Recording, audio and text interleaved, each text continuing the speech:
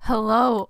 Wow, excuse me. Welcome back to another Vegan versus Stardew Valley. It is Friday. You know what that means? That means that we are going to chill out with a bit of Stardew Valley. Welcome, everybody. Thank you so much to everybody who is here. I see Asubius is here. Louis is here. Mr. Mankx? I don't know. Please tell me how to say that if I'm doing it wrong. Fishbones, hello. And Asubius, thank you so much right off the bat for your generous donation. It really means so much. Thank you for being here. I'm really happy to be here. Asubius, no signals of life. You are live and we can hear you. Okay, thank God. Hang on. Yeah, okay. Why is it here? I'm gonna perform an experiment really quickly. Wow, I was so sure we were gonna be able to do this. Okay. Oh, you're Marcus. Okay, got it. Cool. Marcus. Awesome.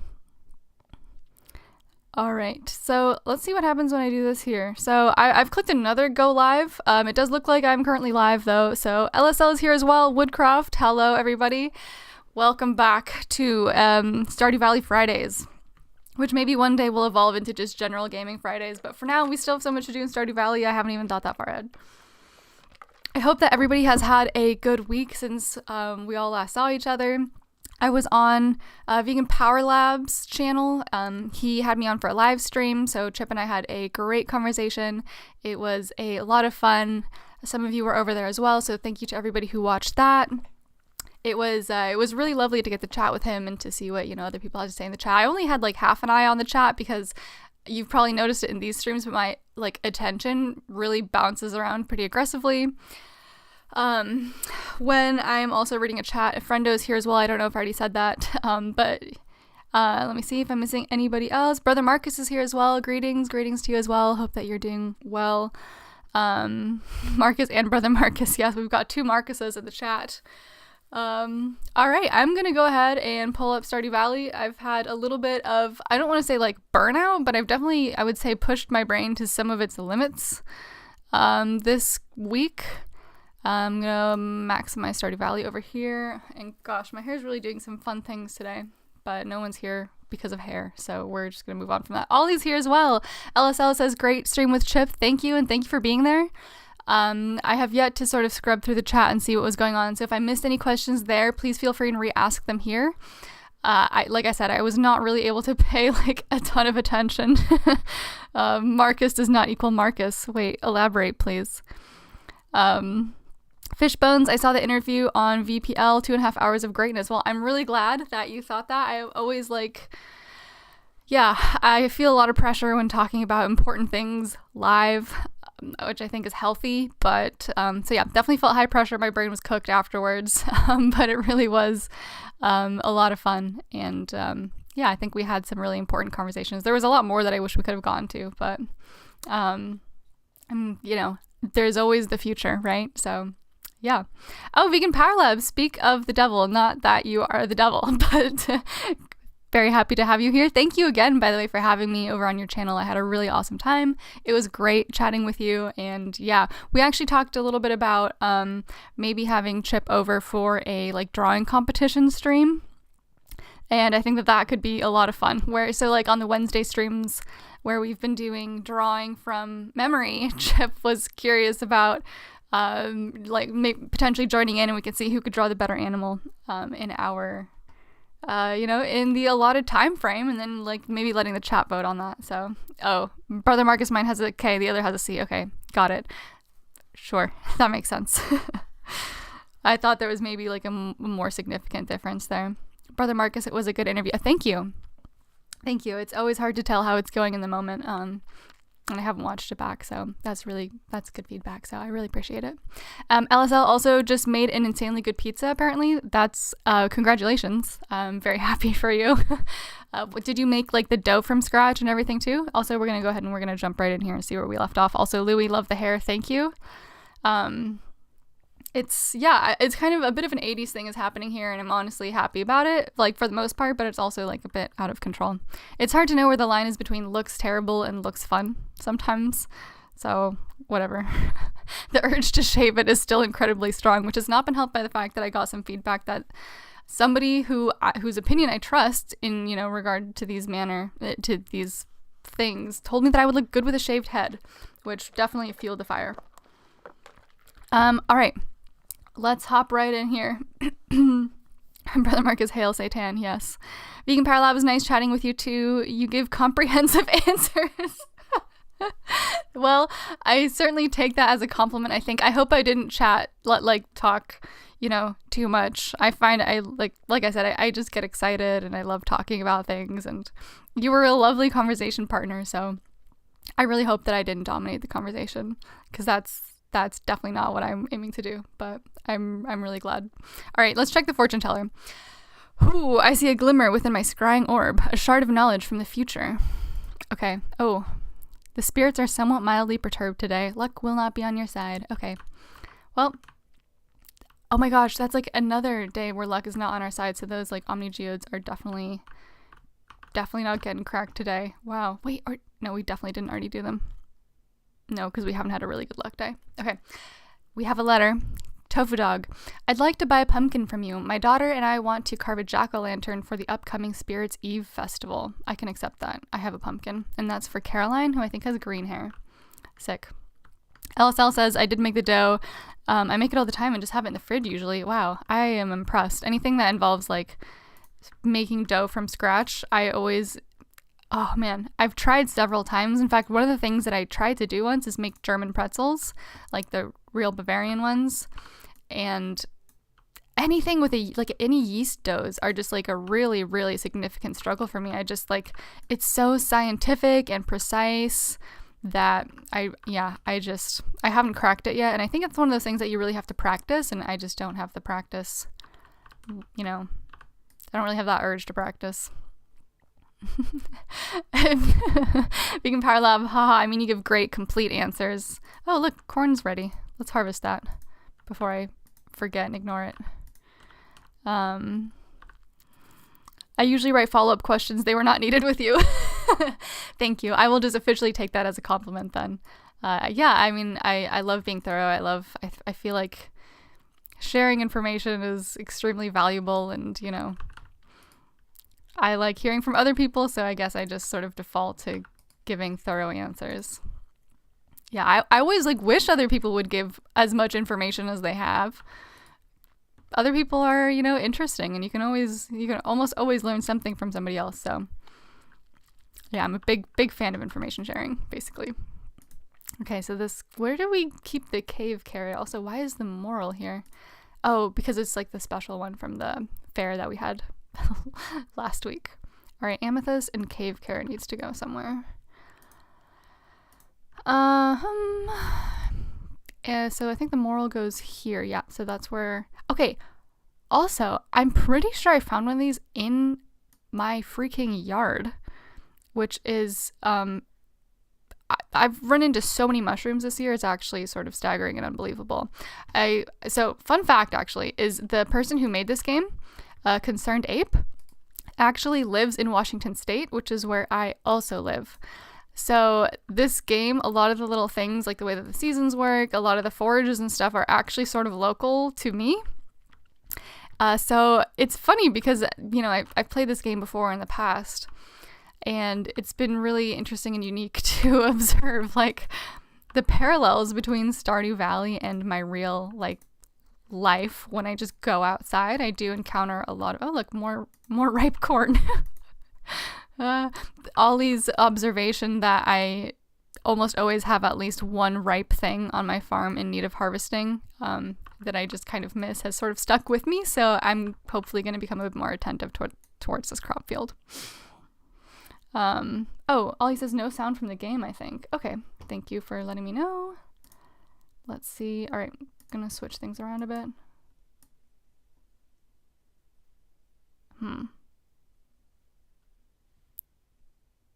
I'm hearing, hang on, let me hit the pause here. Did that register? Yeah, it is registering. It's just very, very low. Here we go. There we go. I'm pushing that up. So hopefully you can hear it now. Oh wait, shoot, I maybe didn't switch back. Audio for OBS. please let me know if that is coming through. No sound from game, I think. Hang on, let me catch up. The real thing, just in case you're lurking. Vegan Power Lab typing so slow. Damn, who knew a finger is so important? Wait, what's happening with a finger? Also with the painting here, I'm sorry, I'm going to pause to address the painting thing really quickly. So I'm directionally challenged when it comes to mirrors. So this painting is called Springtime. I've forgotten the name of the artist, but you can look it up. It is technically inappropriate. It's cropped out, I think, the inappropriate part. It's not like inappropriate. It just has like a little bit of like soft nudity, I would say. So yeah, it's called Springtime, and the reason it's hanging there is because the first time my partner and I went to New York, we went to the Met, and this painting is hanging in the Met. And we were both just really taken by it. It's huge. It's like at least 10 feet tall. And it's just beautiful, and it has this really magical quality to it. Okay, watering can's empty. And so yeah, we were both just really taken by the painting. And so we got a print of it shortly thereafter, and it's been sort of hanging in our spaces ever since. So yeah, you can Google it, because I don't know if I should technically show the full painting on stream. But it's a beautiful painting, and there's several others by this artist as well. I'm not very well educated on the history or that artist's other works, but I really do love the painting. So yeah, it's called Springtime.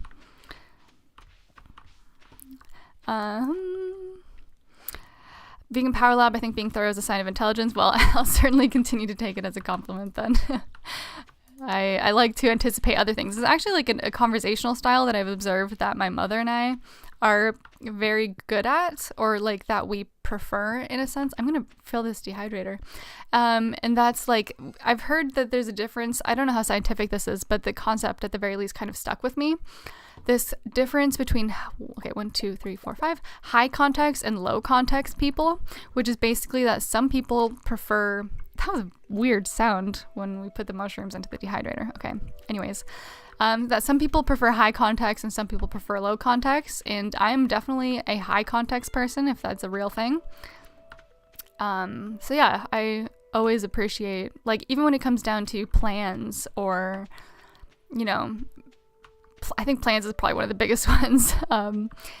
I really like to hear about what like, where are we going? When are we going? Who's going? Why are we going there? I like all of that. When I hear about, you know, catching up with friends, you know, I'm always interested to hear as much as they have to share, because I think that by sharing information, we can learn so much about the world. We can learn so much about each other.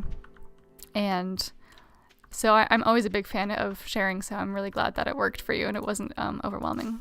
Because I think for some people it might be, oh, we got a hazelnut out of that tree. Ollie says, maybe no music though. Okay, let me know if you can hear it. No sprinklers yet. Hand watering must be super tedious. Yeah, no, it absolutely is. In fact, let's check how we make sprinklers. Because I think that that's probably going to be a worthwhile investment. Oh, quality sprinkler or waters for adjacent tiles. Do these sprinklers like break at a certain point? Or I feel like I remember that being a thing. Wait, it's just a copper bar and an iron bar? 4 adjacent tiles. Okay, interesting. Well, I'd have to like redesign the crop field, I think, if we were going to implement these. So that's going to be a no for me for now. But I think the next season is winter. So, oh, what are we going to do for the winter? Mining every day? Okay, well, cross that bridge when we get there. So let's put our inventory away. All of our preserves jars are still going.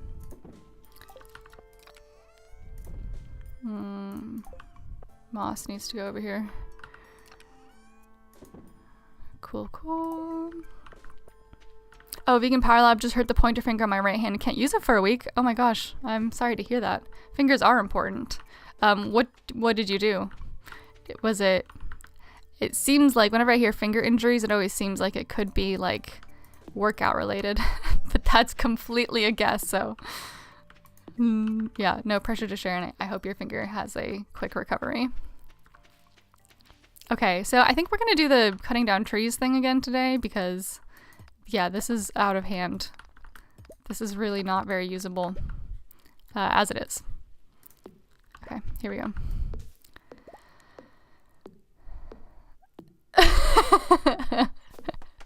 Oh, Springtime by Pierre Auguste Cot. Sorry, I can't put on a French accent to save my life. Found it, yeah. Ollie talks about not avoiding ripe corn, forgets about ripe corn in the top left corner. Oh, geez Louise. This is why I'm such a perfectionist when it comes to like my videos and writing scripts. Wait, an anchovy frenzy is going to the beach. Okay, that's not relevant information to us.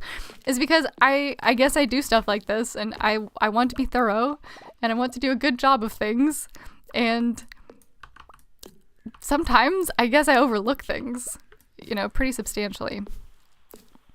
And I think that this corn situation is actually a very, very excellent demonstration of this situation.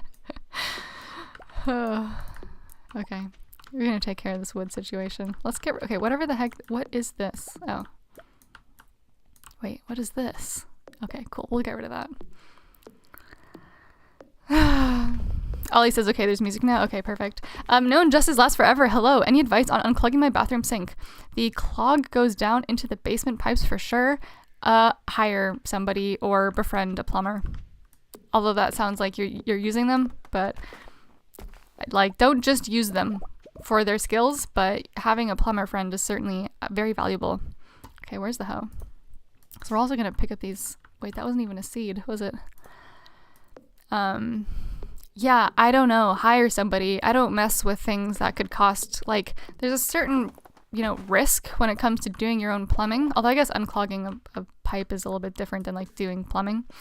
But I don't mess with stuff that could ruin my entire house. Wait, I'm starting to feel exhausted. Fine. I guess we're on to other activities for now. Wait, what the heck is this thing? I guess that was some kind of tree. Okay, whatever. It's not anymore. And since the scythe doesn't use energy, let's scythe some of this nonsense back here. I mean, I would probably recommend like one of those like snakes. It's like a rat tail kind of thing. It's got a bunch of spikes on the sides of it, and you can thread that down there. There's of course preventative measures that you could take, which would involve, you know, putting like if you don't already have it, making sure that you have something to catch debris before it goes down the drain. I would recommend that as well. It probably also depends. Did you say bathroom? Well, we'll figure it out. Tico Splinter's here as well. Hello. Sharing is caring from Brother Marcus, and Vegan Power Lab, no overwhelming. I like to work on my communication style, and high context is something I consider quite good. Excellent. Vegan Power Lab, it is workout related. Yes, the gym can be a dangerous place. Accidents happen. Yeah, no, see, the gym being a dangerous place is exactly why I avoid it. Wait, no, I'm feeling sluggish. Shoot, that's my bad. I'm sorry to in-game us. All right, I have nothing to eat, so we're just going to trudge on over here. While we trudge, I can read. Tried Drano. So I've actually heard that Drano will actually eat the pipes. So oh yeah, Ollie, I see it. I'm coming for it. I'm coming for the corn. So I don't actually know that I would endorse Drano.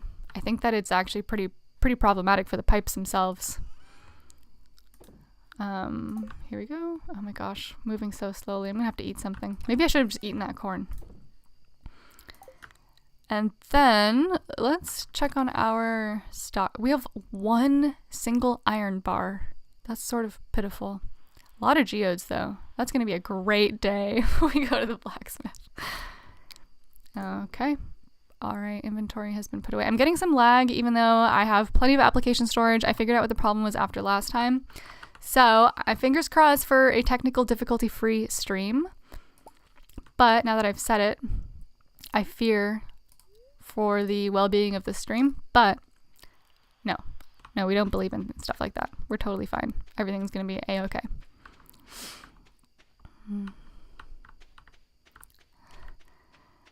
LOL, maybe the ripe corn sitting on your farm is what makes it your farm. Perfect imperfections kind of thing. Keep that in mind when making your videos. Okay, thank you, Ollie. Ollie, you're really very good at motivational, like just motivation, I guess in general. You've really, you know, the emphasis on the. Why am I already starting to feel exhausted again? I guess I only ate a single blueberry. I didn't even think about how absurd that was. I was so like convinced of this in-game. Come on. Of the in-game sort of world of it all that I just like put a single blueberry in my inventory and ate it and was like, cool, yeah, certainly I can go chop down several trees now. Oh no, we're back to being sluggish. Okay, well, maybe this is just a sign that this day should end a little bit early. Or we can plot what we're going to do for the next day before we just jump right into it.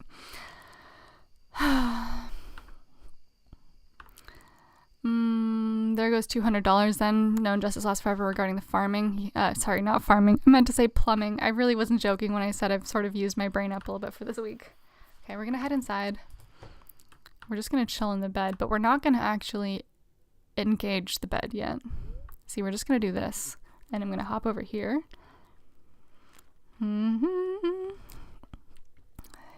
There we go. Oh, no injustice less for. I've used my snakes, no dice. The problem is the right angle metal pipe. I need to have a plumber put a better pipe so it stops clogging. Man, I'm sorry. Plumbing sucks. I wish you the best of luck with that. It's no joke. It's no joke. My brother put cat litter down a sink once and it hasn't been the same since. So I think we have different situations, but backed up sinks really suck. Oh. The world needs a buff, ripped tofu dog. And I am in physical therapy right now, but it's not getting me buff or ripped. It's actually just highlighting how incredibly weak a lot of my body parts are. So I am working on it. If tofu dog gets ripped, no one will ever talk about protein bioavailability again. Okay, I don't know exactly what the implication of me getting ripped is, but whatever. I'm sorry, I'll probably not be getting ripped. Okay, so for tomorrow, let's try and set an intention for the day for tomorrow.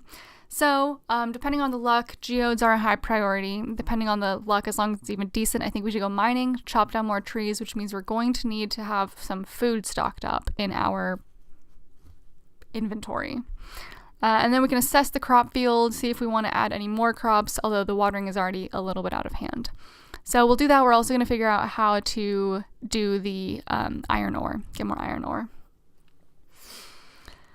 Okay, wait, it's only 9:50 still? Did the time pause? Well, whatever. Oh, we also need to bring a pumpkin. Okay, I'm making a list. I'm getting out the notebook. Here we go. This is what the notebook looks like, by the way. In case anybody was curious about that for some reason. It would be kind of fun to have like an on-screen sticky note, actually. Maybe that's something for next time. Ollie's actually suggested a bunch of really, really cool stream improvement ideas, and I haven't implemented them yet because of the aforementioned brain cooking that I've been doing this week, and I just haven't had the energy to sit down and make some of those improvements, but I really would like to. I'll share about them shortly. Okay, first thing I said, figure out iron bar, and then we're gonna bring Caroline pumpkin. I said so many things and they've all left my mind. Okay. Some of them were dependent on luck, so I guess I'll just have put food in inventory. Inventory in case of mining. And then I guess we could also check the calendar. Moving the goalpost is another fallacy that most cardists often make. Oh yeah, is that just a reference back to our fallacy conversation? Okay, we're going to sleep for the night. Physical therapy sucks so much if you're not rich. Yeah, or if you have terrible insurance, but I agree, it really does suck. But it got just so necessary. I really didn't go for a very long time for my shoulder, but it got so bad that I literally couldn't be on the computer at all. And I was just constantly suffering, frankly, to cut to the chase. So yeah, I just started prioritizing it, and it really does. I mean, it's not a good time, but it does make me feel better. So I'm very grateful that I have access to it. Here we go. Weather report, fortune teller. Okay. Welcome to... No, I'm not reading it this time. We all know what it's going to say. The spirits are very happy. Yes! Yes, okay. Loading up on the geodes. And we are heading straight for the mines. Oh, we have to water. Okay. Watering first. Watering quickly, too. All right, this is going to be a day of speed and efficiency and pure excellence. That's what's happening today. Okay, and while I do this, because I can't look at the chat while I'm being very efficient with my watering, I'm gonna share about some, I mean, this is, I'm gonna share. No, this is just like a silly little anecdote I read. I didn't even read it. Jeez Louise. There's a video that I saw last night about financial advisors of TikTok. So basically somebody reacting to financial TikToks. And there was several people who just made such shockingly bad financial decisions. And I think the one that really stood out to me was somebody bought an electric Hummer for $170,000. And then, oh my gosh, my energy's already so low. What am I doing? Okay, I'm gonna have to, the thing is, this microphone stand blocks the energy bar, so I don't notice it unless I'm actively looking for it. And so I'm gonna have to pay attention to what kind of energy levels I wake up with in the mornings, because this is getting out of hand, frankly. Okay, and they bought a Hummer, an electric Hummer, for $180,000. And I don't remember exactly what the situation was, because I was so flabbergasted by those numbers that I was just like, what on God's green earth is going on right now? And they were basically trying to find a way out of that situation. Oh, watering can's empty. Trying to find a way out of that situation.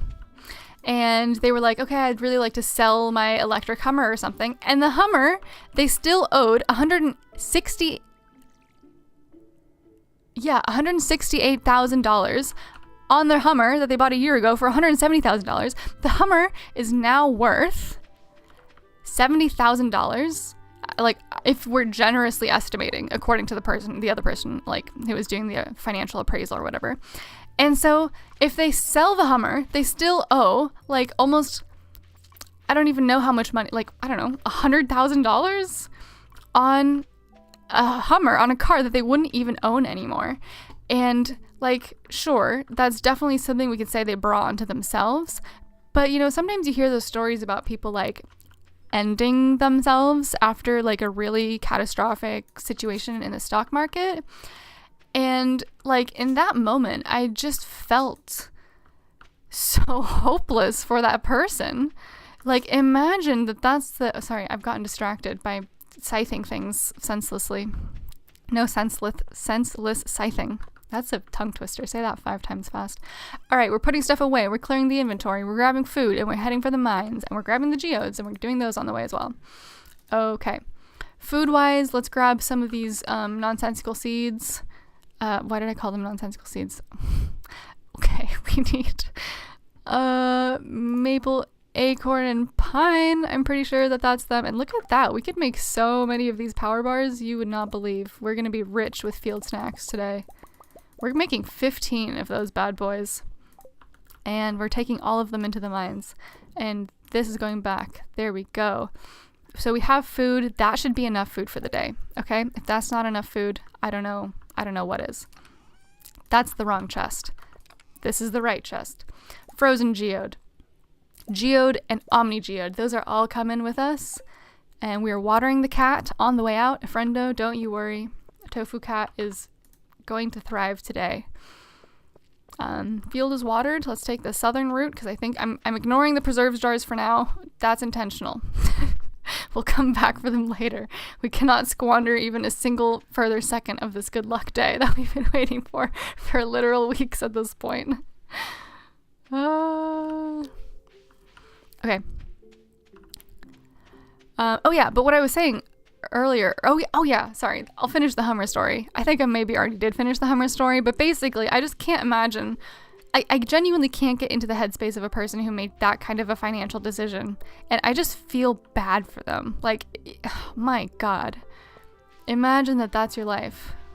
Oh, are these little, like, this is a cemetery, actually. I've never thought about the fact that this is a, wow, I feel like I'm having one of those, like, the Mandela effect for the cemetery. Why did that never, like, why did I never check that? Okay. Anyways, apparently there's a Stardew Valley cemetery. Okay. We're gonna focus.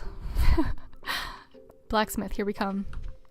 Oh, but then we're gonna have all the stuff that came out of the geodes that we should probably bring back to the farm. Okay, don't worry. I'm being highly efficient. Processed geodes. 1, 3 coal. That's sick. Green thing. Ocean stone. Sick. Museum. Oh, another ocean stone. What is this? A new thing! Opal. Wow. Oh my god. Fairy stone. We should buy some lottery tickets. What the heck? Pyrite. What is that? Oh wait, we've already seen that. Frozen tear. That sounds like super ominous. Another new wait, fairy stone. Wait, maybe that noise isn't just for new stuff. Okay, regular geodes. Does time freeze while we're doing this? It's 12:40. Let's see. Okay, malachite. Sick. Okay, that's cool too. Copper ore. Clay. Fine. Can't all be winners. More clay. What is that? Earthstone? Earth crystal. Close enough. 5 coal. 10 coal. Wow. Another new thing. Orpiment? Orpiment? Excuse me? What is that? Here we go. Hello, Dill Pickles here. Your Wi-Fi went down. I hope it's back. I had almost a Wi-Fi emergency 2 days ago right before joining Chip on his stream. What is that? Gold. Oh, gold ore! Limestone. Cool. Another one of those hats. How many of those? That's like the third of this dwarvish helm that we've collected so far. Oh my god. Necoite? Is this our last? Wow, and our inventory is almost a dwarf gadget. Wow, we absolutely killed on that. Okay, but now we have to hustle back to, okay, also time to, what is the mayor doing here? Okay, I want to know. Oh, I'm here to collect Clint's business tax. Is that the mayor's job? I guess. Okay, we're hustling back to the farm. I will catch up with the chat shortly. But now we're hustling back to the farm. We're gonna drop off our like insane goodies that we got, and then we're also gonna eat some field snacks before we even enter into the mine because this is a bad health situation. Michael, there's a disturbing lack of corn in your inventory. I know, I'm sorry. It's all in the chests, so not to worry. There's plenty of corn in this game. It's just not on my person. All right, here we go. Wow, like that was an incredibly fruitful. I can't believe how well that went. Look at this. Fairy stone's new, pyrite's new, frozen tear's new, orpiment is new, gold ore is new. That's not new. That's new. Okay, so a lot of things to bring to the museum, and we'll do that on another day because I don't think that's luck dependent. We're also going to ditch.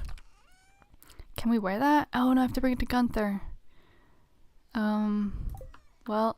Somebody told me what I can do with the dwarvish helm. I'm going to put it here for now, and we can revisit that situation later. For now, field snack, absolutely. Several. Hit me. You know, these field snacks aren't... No, they're pretty decent in raising energy levels. Are we feeling good about this? I'll grab some more food. Oh, that was probably actually a waste of a of a field snack. Okay. Why do I still have this? I'm going to put that right there. Don't worry about it. We'll get to it later. Blackberries. 10 blackberries. All right. And now we are hustling to the mine. It's already 2 p.m. But that's okay. Look at that. I'm already switching to the pickaxe for maximum efficiency once we get to the mine. Ollie said, Ollie Blue says, apparently people make pies out of rhubarb. I want to try one. Oh, Vegan Power Lab heading to bed. I'm tired. Okay, sleep well. Thanks for stopping by. Talk to you next time. And, okay, I think the mine, we go this, like, northern route here. Hello, Linus. We're just gonna hustle past. And... Okay, before we go in the mines, I will do a quick pause, and I will actually just catch up with the chat real quick. Okay, I missed a lot. Ollie says, you're welcome for the motivation. It's got partial selfish roots. Seeing the others killing and making cool stuff makes me want to do the same. I totally feel you, so yes. On screen, sticky would be great. Could be like a checklist that you can tick off. Yeah, absolutely. My computer's power is low. Here we go. Crisis averted. Someone who knows how to make cool beats should make a stream intro. Wow, okay. LSL, sorry I missed that earlier. If I'm reading that correctly, I would, I think that sounds super cool. I'd love to hear some of your work anyways, just sometime. Fishbones, have you considered taking the instruments down from the wall and giving us a concert? I have not. I haven't played guitar in several weeks at this point. But maybe one day, like at a certain subscriber count, I'll expose myself for being really bad at playing the guitar. So that can be a goal that we work towards. Ollie says, I wonder if there's a way to get your iPad on screen at the same time, set it to green screen or overlay so it only shows your writing without the background. That's pretty cool. Rucksheet says, by the way, lucky days have no effect on cracking geodes. What? Oh, what you're getting from them is already predetermined. That's funny. I was really saving them. Interesting. Okay. I was definitely under the impression that it did make a difference, but maybe it doesn't. Ollie says, okay, I just had to Google about your energy. You need to eat something before going to bed so you're not exhausted when you go to sleep. Thank you, Ollie. LSL want to collab for a video, says Vegan Power Lab. That would be a cool collab. I'm looking forward to that if it happens. Okay. LSL broke to the core but also have zero debt. Yes, zero debt is absolutely the way to go. Acorns get sparse. You need some good veg. I think rhubarb will be good. Acorns get sparse. Okay, so I shouldn't use them up. A friendo with the little cat. Okay. Okay, catching up. Corn is essential for a well-balanced diet. Ollie, LOL, you're on a roll. Look at her go. Oh, Vegan Postmortem's here. Hello, you're only here for a few minutes. Okay, that means you won't have to witness anything to do with the crop field.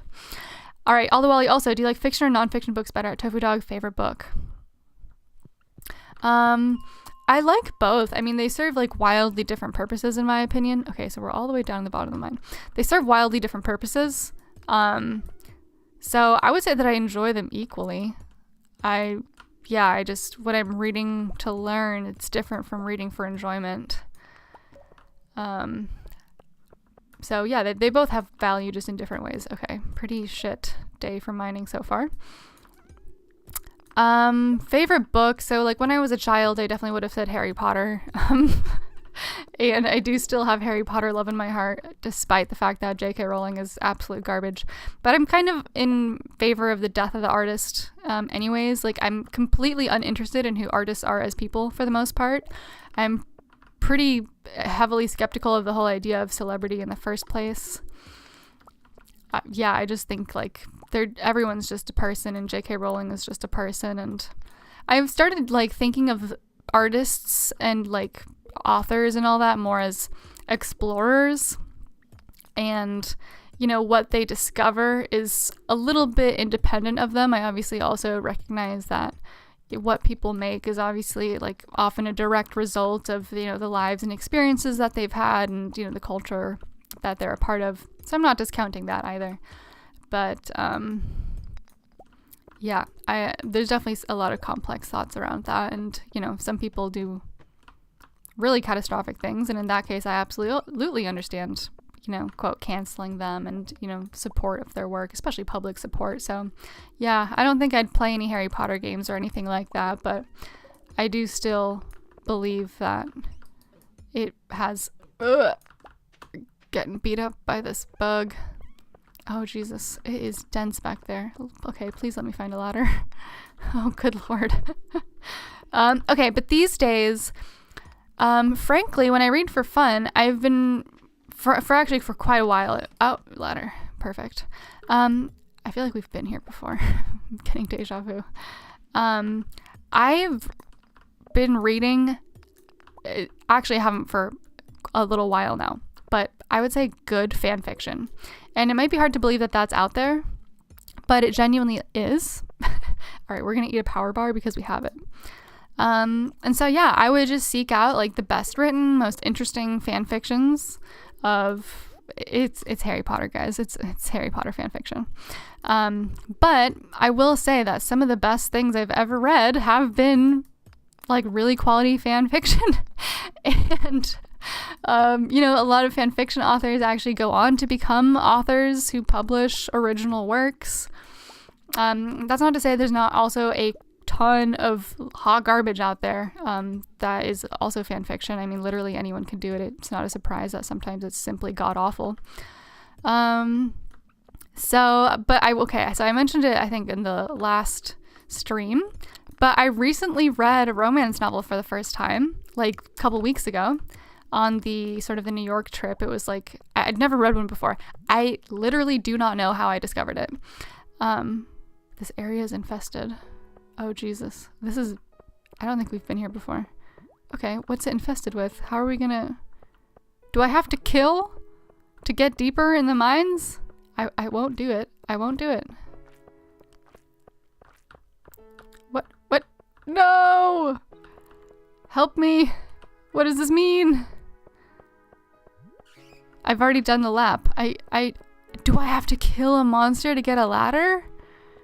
Well, okay, we're gonna leave the mine, and I guess we're just gonna... Maybe I jumped the gun on that one.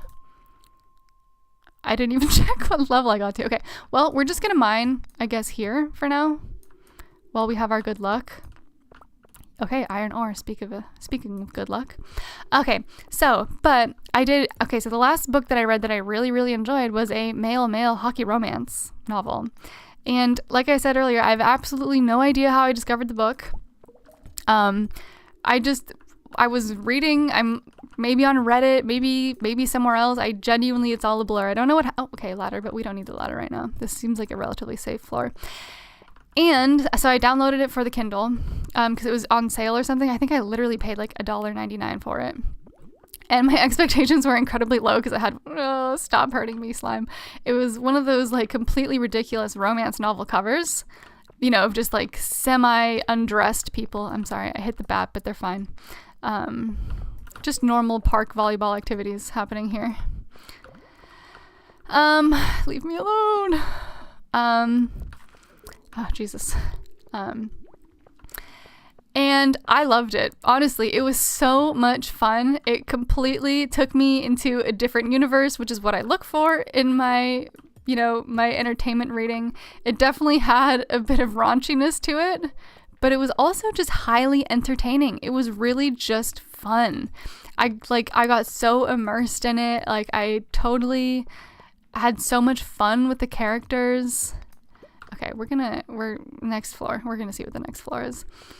Yeah, just so much fun with the characters that I don't want to say it's like my favorite book, but it's definitely my favorite book right now.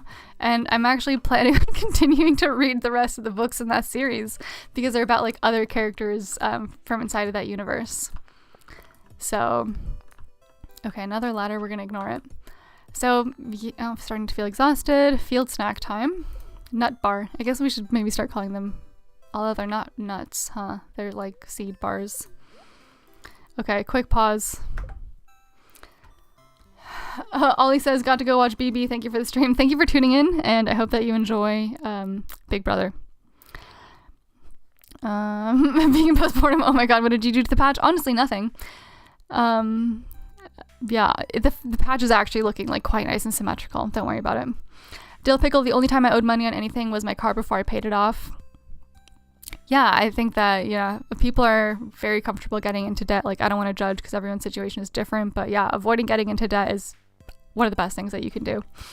Dana is here. Hello, how was your day? If you're asking me, my day is good. I'm a little bit brain cooked. I'll get into the reasons why shortly. But I'm happy to be playing Stardew Valley, happy to be here with all of you. Yes. How's your day going? How's everybody's days going? Please do share.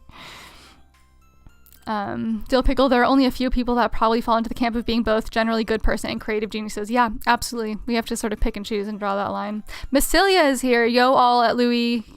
Hello, Massilia. Oh, you can use a staircase to get down past that floor. Oh, so I have to make a staircase? Okay, I'm gonna write that down. Make staircase.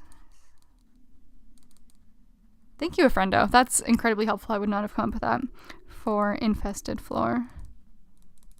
Also, I just glanced up. It's 11 p.m. We should get back to the farm. For infested floor.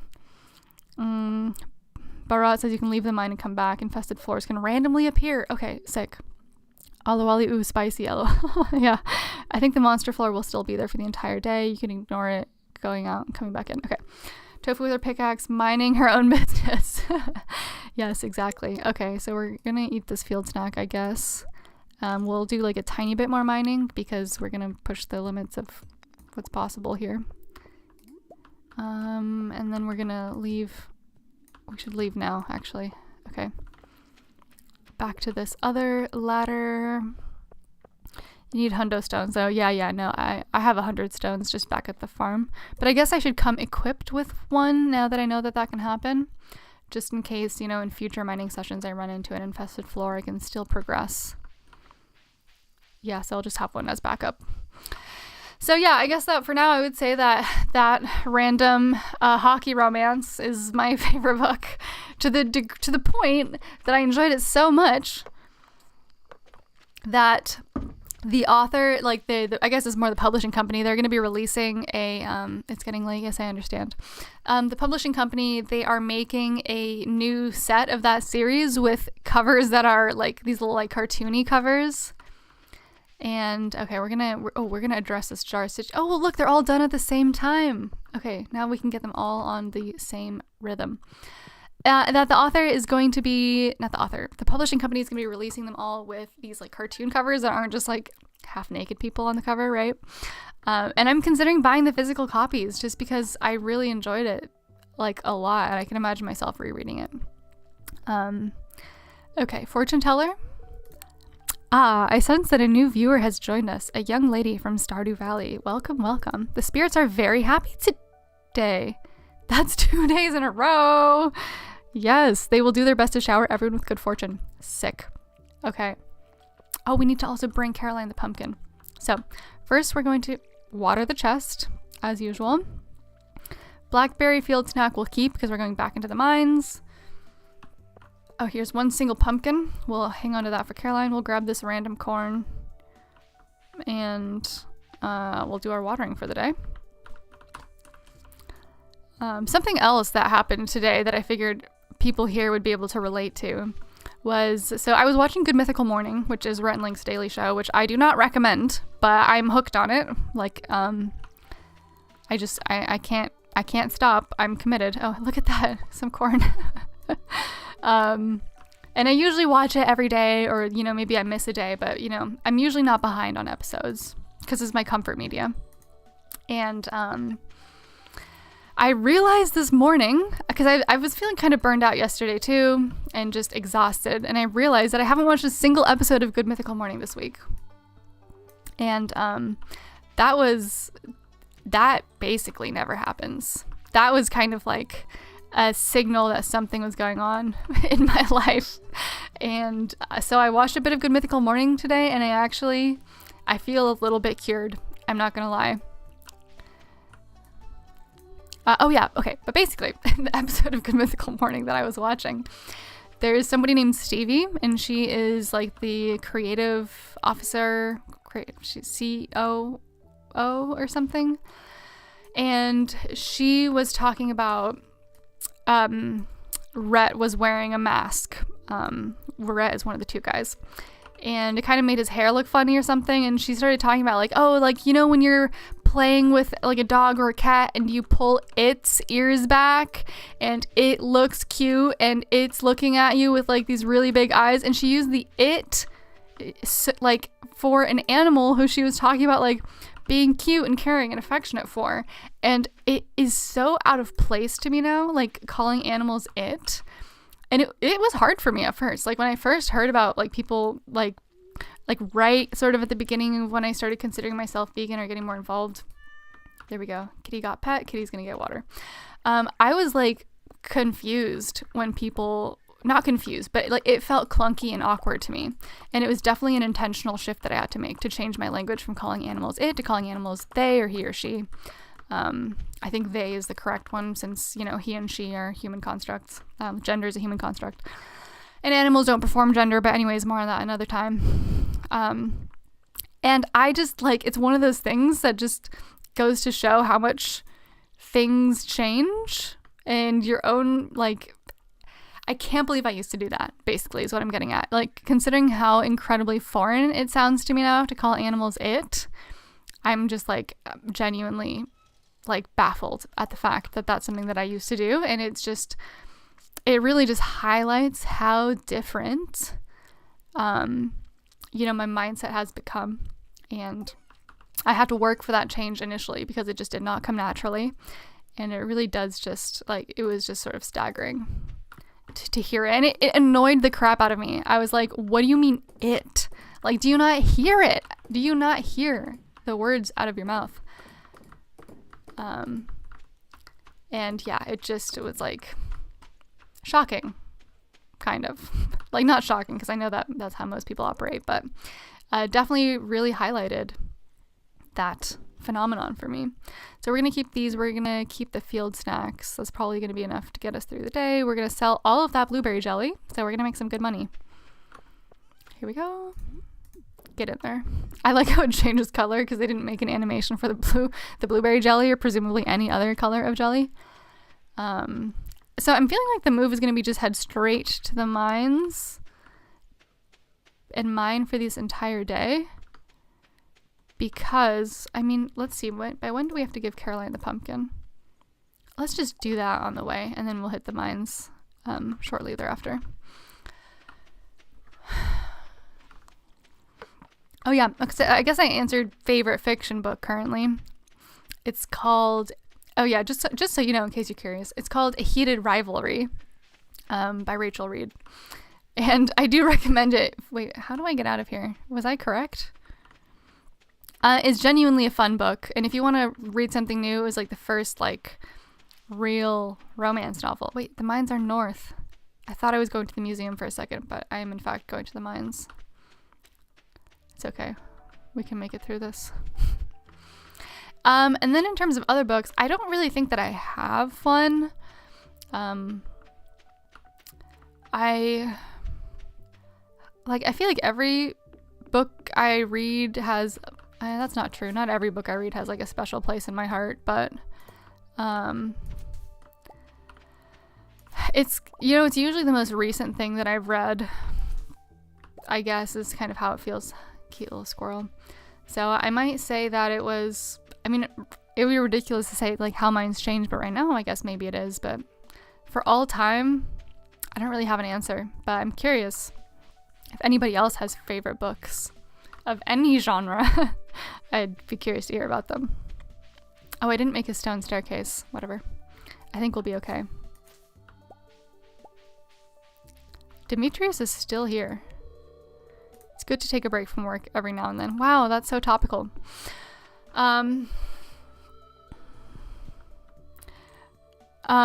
Fishbones, do you think you could stream an hour earlier next time so European fans don't tire so soon? Yes, I will try and get more on that 11:15. So it's 11:15 for me. I'm not quite as mentally there. Oh, look, a ladder. At that time, but I do want to shift to being a little bit earlier. I was a little bit especially burned out and tired today. So I gave myself a bit of grace and I went for the 12:15. But yes, thank you for the feedback. Thank you for being here. And I am sorry about the fact that the time difference negatively impacts people who want to watch, who are in Europe and other places of the world. I just am in a very inconvenient time zone. Oh look, Frozen Geode. So I will do my best to work on accommodating that and getting better about doing a little bit earlier. I know that Hassan Piker goes live every day at 11. And it's interesting because I don't really watch his streams that often. I'll watch like a video after the fact or something. Ugh. But I have had Twitch notifications on for him. And it's been really interesting to see like when he, oh gee, that is a lot of these little like dust sprite guys. Oh, just getting wrecked. Okay. It's been interesting to see the times at which he goes live. Because he aims for 11 and then he streamed for 8 hours. I think it's pretty much 7 days a week. And that is incredibly impressive. But it's been very interesting to like see. Sometimes it's like 10:57. Sometimes it's 11:32. Sometimes it's 11:17. And that's been a pretty interesting data point. But I do think that 11 o'clock is a very solid time. Although I don't know that I'm going to have it in me to ever stream for 8 hours. As much as I would like that, and I admire it. Here we go. But Oh yeah, and then this morning I was also watching the Catherine Klein Carnism Debunked conversation. So I was tuned into that for a bit and just kind of like chilling out on the couch. Not to mention the fact that it's the season here, fall, where it's just dark. I'm starting to feel exhausted. Oh, good lord. Okay, field snack time. And I feel myself, like, my energy levels really do change based on my exposure to sunlight. And when it just never really gets bright here sometimes because it's so overcast here in the Pacific Northwest, which is why twilight was took place here. It's because it is so rainy and overcast, specifically to the town of Forks, where she has that, where twilight happens. Because it is the place that has the most overcast days, because of course vampires sparkle, obviously. And yeah, that is genuinely a significant adjustment. Because like last winter, I actually lived in a place where it was cold, very cold, but there was more sun. And let me tell you, there is a difference. And so that's actually something that I think is going to be good, an additional good thing about streaming. Oh, please leave me alone, bat. Just let me harvest this copper in peace. Oh wait, a largemouth bass frenzy has begun in the mountains. Okay, I'm sorry. I'm just gonna have to get this copper while getting attacked by this bat. Can you just find something else to do? Go eat something. Oh, thank goodness. Nope, it's still coming for me. They're still coming for me. Oh my gosh. Well, in my defense, this is a two-dimensional. Oh, I just hit somebody. But I don't think anybody died. Yeah, because I didn't harvest any. Oh, I already have the ladder. Cool. Yeah. Oh, yeah. So I have this really big light, this bright light here. And it actually, I feel like it's kind of convincing my brain a little bit that there's sunlight. And so I actually think that maybe just having exposure to this really bright light for streams is going to be good for my mental health. So I'm going to try and observe that strategy and see if I feel better on days where I do stream than on days that I don't stream. Wow, this is Bat City up in here. 7:10 p.m. Ooh, let's get this thing. So yeah, I'm gonna see if this tiny artificial. Oh no, there was copper there. Oh, and I can't go back down either. That's okay. There's plenty of copper right here. So yeah, so we'll see if my bright stream light helps me with my sunlight deprivation symptoms. So yeah, kind of that adjustment was also, I was just like tired because I usually, like, I wake up to the sun. I don't have curtains on the window or anything. And yeah, I just feel that, the sunlight doesn't wake me as effectively. So the start to the day is just very sort of sluggish a lot of the time. Ugh. Okay, we're recovering. Let's time to eat a blackberry.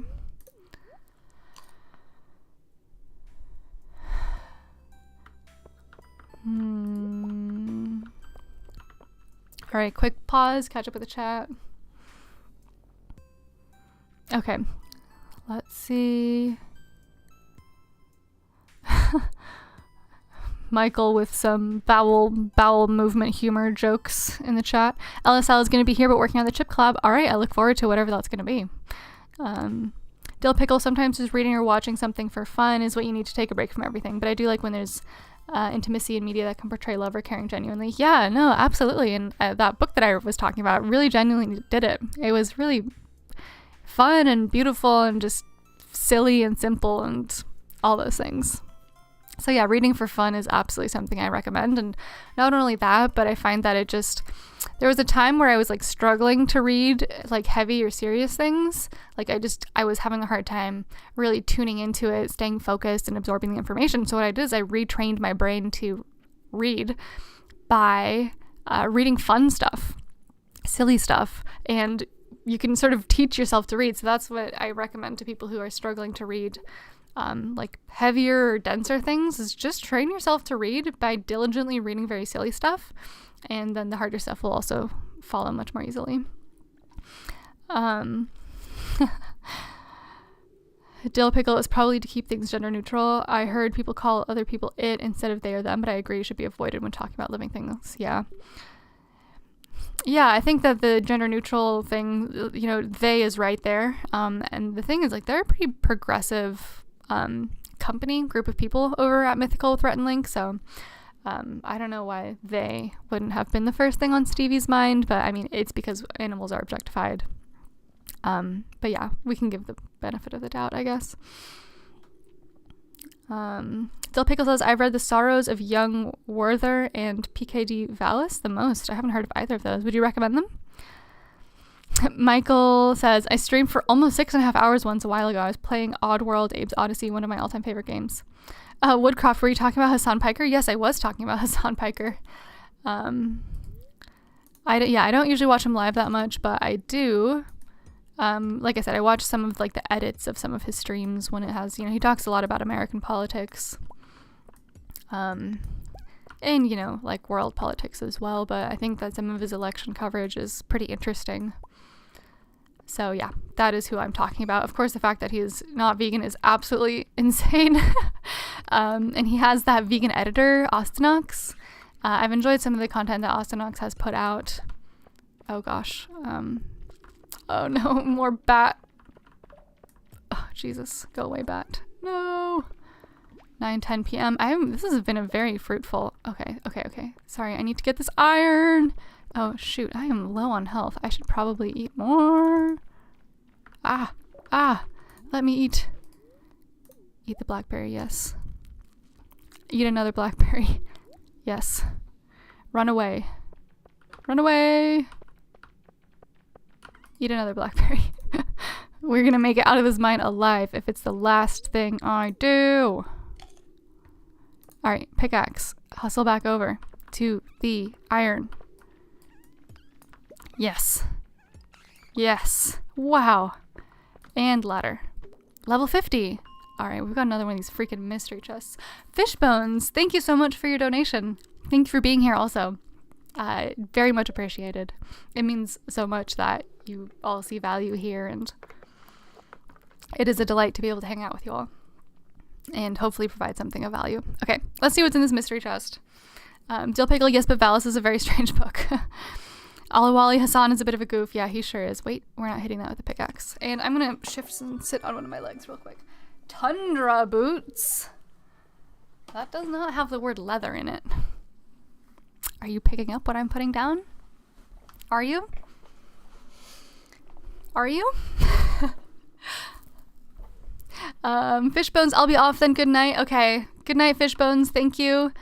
And hope to see you next time. And I will plan on doing it a bit earlier, so I hope to have you around for longer next time and make it a little bit more accessible for people all over the world. Okay. So, Tundra boots. Oh, 10:30 p.m. also.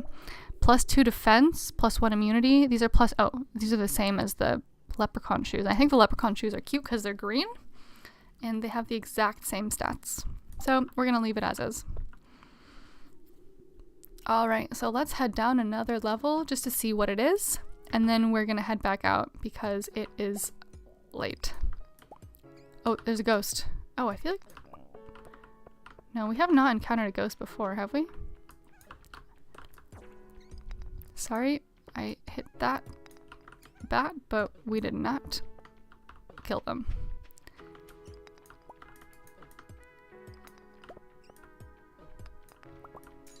Okay. Oh, yeah, we're gonna call it here. Leave the mine. Okay. Dill Pickle, I think they're safe to keep, yes. Michael says, it is 4:20 by me right now. He he he. Good times. Hassan, yeah, so he's a very controversial figure, to put it mildly. Yeah, no, it's interesting because, yeah, a lot of what he says doesn't seem that controversial to me. I think that we're relatively aligned on a lot of things, but yeah, I mean, he's definitely a controversial figure. I heard him talking about he gets, like, lots of death threats. He has a lot of enemies and stuff like that. And, Yeah, I mean, at the end of the day, I do sort of feel like I do feel like I admire what he does, even if I do think he's wrong about more than one thing, several things, in fact. I do think that he is, I would like to think his heart is in the right place, and oh, I forgot to give a heart to this. If I ever forget to give a heart, that's an accident. Marcus with a C, I think. 420 here too, 421 now. Okay. That's funny. Okay. Here we go. I forgot what is in this chest, so let's look real quick. Oh. Leather boots. Oh yeah, so those were definitely trash catalog, right? Dwarvish helm. Okay, so today, depending on what the luck says, we're going to bring some artifacts to the museum. Fortune teller. Ah yes, I can hear the spirits whispering something to me. The spirits feel neutral today. The day is in your hands. Okay, that's fine. That's like a nice neutral day for us to take care of our... Oh, I thought I heard rain for a second. And I thought I was going to get a break from the god-awful task of watering, but nope. And I'm going to harvest the corn first. I think I got all of it. And let's grab these cranberries. And okay, so while we water, I will share why exactly, or one of the reasons why my brain's a bit cooked. And I've mentioned previously a video that I want to make about why I used to use the word antinatalism or antinatalist to describe myself and no longer do. Yeah, luck also has nothing to do with bringing artifacts to museums. LOL, that's fine. No, I know that one. That's why we're doing it today. Because there is no... Oh, inventory full. Alright, I guess we're going to empty the inventory before we finish watering. So why I used to use that word to describe it. Look at all this iron ore that we have. That's actually incredible. And why I no longer do. And let's keep the geodes, apparently, since luck doesn't make a difference. And that is because when I first learned about antinatalism, I learned about it from, I mean, I don't want to say neutral sources, but that's not correct, but I learned about it from articles, from books, and not from very inflammatory sources. Like, I wasn't really in the community, so to speak. And basically, as I got a little bit deeper into it, and so just to be clear, that's a result of the fact that I just generally don't engage with online communities very often. I never really had a reason to. I do now with veganism a little bit more, and then I ended up doing a little bit more with antinatalism because I thought it was important for me to be informed about, what I'm sort of getting myself into, but I did that a little bit on the later side, which was a mistake. Because I kind of just figured, oh, well, like, I'm doing... Like I understand what this is, and I'm going to speak about this in a way that is true to what it is and the way that I wish to interact with it. But then what I found out is there are actually a lot of people who've conflated antinatalism with other things, other philosophies that have some frightening and dangerous, or can lead to frightening and dangerous conclusions, essentially. And that has distorted antinatalism and the community into something that it isn't. And it has gone so far that I am, like, just entirely uncomfortable with the being associated with the word, essentially. Even if the philosophy itself is, has nothing to do with some of, like, the really messed up stuff that people have, like, taken it. Twisted it into. And basically what I've been doing is I've been consuming some of that messed up content, the philosophically screwed up shit, in an effort to educate myself about, as best I can about that, to make sure that I'm well informed and speaking accurately and I actually know what I'm talking about to the best of my abilities. When I'm making this video, when I'm talking about this, because again, it is incredibly important to me, which is why, again, I've shifted towards procreative ethics, because also through getting a bit deeper into these communities, these groups, I have learned that I not only care about, the conclusion of, that antinatalism comes to. But actually, I care about all the things between here and there, which includes things, oh, look at that broccoli, things like procreative, like everything under the procreative umbrella ethics, and not just like this single conclusion of, it is it's not right to create sentient life, even though I think that that's a pretty reasonable conclusion to come to when you evaluate all the evidence. Okay, let's do a quick museum round. What do we need? Okay, we need one of these. We need this. We need one of these. We need this. We need this. We don't need to give him the gold. We do need the orpiment. We do need the frozen tear. And the pyrite and the fairy stone. We don't need any of the amethyst. Thunder egg, no. Earth crystal. Oh, we have an earth crystal. Copper ore. I did this out of order and I shouldn't have. Oh, we also need the sandstone and the mudstone and the malachite. Wow. Topaz, calcite, quartz, and where's the torch here? Okay. Well, I think that is all of our museum stuff, and we'll also grab a pumpkin to bring to Caroline on the way because I think I put it away. Watering the chest again. What are we even doing here on a Tofu Dog Stardew Valley stream if I don't water a chest at least 4 to 7 times? Aluwali, quick subject change. Favorite music genre? Antinatalism is base, you can't defect. I'm not defecting from the philosophy. I'm defecting from the community and the implications of that. Sorry, that's incoherent. That's why I'm making a video about it. So favorite music genre, I'm gonna go ahead and say classic rock because that's just the one that endures, but I've also been incredibly into some pop lately. And for some reason, there's this one song that I simply cannot stop listening to by Addison Rae, who I think was a TikToker, which is, actually quite out of character. A little bit for me. It's definitely the most pop forward song that I have been into in a very long time. Okay, where does Caroline live? I think we passed her house, so we'll get the museum first. It's called Diet Pepsi, and it's such a pop song, and the lyrics mean absolutely nothing. And I can't exactly understand what it is I like about it, but I've been a little bit hooked on it. So yeah, how about you? Okay, we're gonna just donate a heck of a lot of stuff to Gunther here. So yeah, I've just spent yesterday and this morning. New reward. Okay, no new reward. Wow. Look at this. We are filling these museum shelves quickly. New reward. Okay, that's everything. But we do have 2 rewards now. I have a hard time saying the word reward. Collect rewards. Oh, standing geode. Oh, painting and another painting. That's neat. Thank you, Gunther. Time to give Caroline a pumpkin. I do not want to just be holding on to that. Okay, here we go. Check the garbage while we're at it. God is here again. Is this basically Farmville from Facebook? I don't know. I've never played Farmville. Let's check the trash because I've gotten a geode out of the trash before. Not today though. That's fine. Let's also check what's happening in the place where the community center used to be.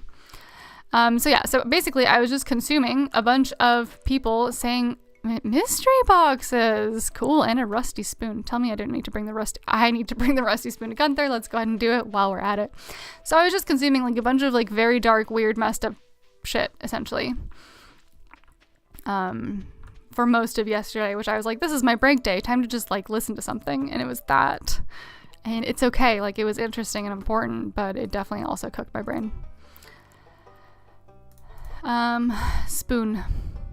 No reward. It's okay, let's go. So yeah, it definitely leached a lot of my brain space and put me into an interesting headspace, but then Good Mythical Morning kind of revived me a little bit. But it's very good. It's giving me, it was a very good reminder of what the video is for, why I'm changing my language, and it really is helping me narrow down, you know, what it is that I'm really doing here, which is very valuable and important. So what do I do with these mystery? Oh, a blacksmith. Okay. We're backtracking. We're going back. Going back to Clint. Okay. Let's see if we can walk while also reading the chat. What is this? I feel like I've never really been back here. Okay, open these mystery boxes for me, sir. I hope these have nothing to do with luck, because process geodes? Apparently these are geodes. Oh, one of those warp totems to the mountains. And 10 mixed seeds. Okay. Oh, should I do? Oh, I can do these other geodes too. Okay. Let's see. Oh, another thing for the museum. This day is just gonna be us running back and forth from the museum to the blacksmith, to the museum to the blacksmith. Hematite. That coal is what that is. And 3 copper ore. Sick. Okay. Here we go. Can I use this warp totem? Like, does it cost me energy, or can I only use it once? I've forgotten what the rules are. But anyways, back to the museum. Might as well take care of that while we're in this neck of the woods. Oh, no!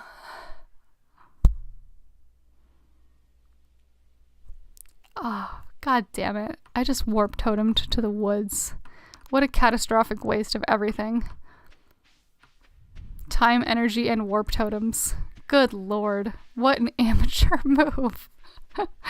Oh, backtrack. The museum's only open for 1 more hour. Am I gonna make it? Oh, good lord. Here we go. Can I do it? Can I do it?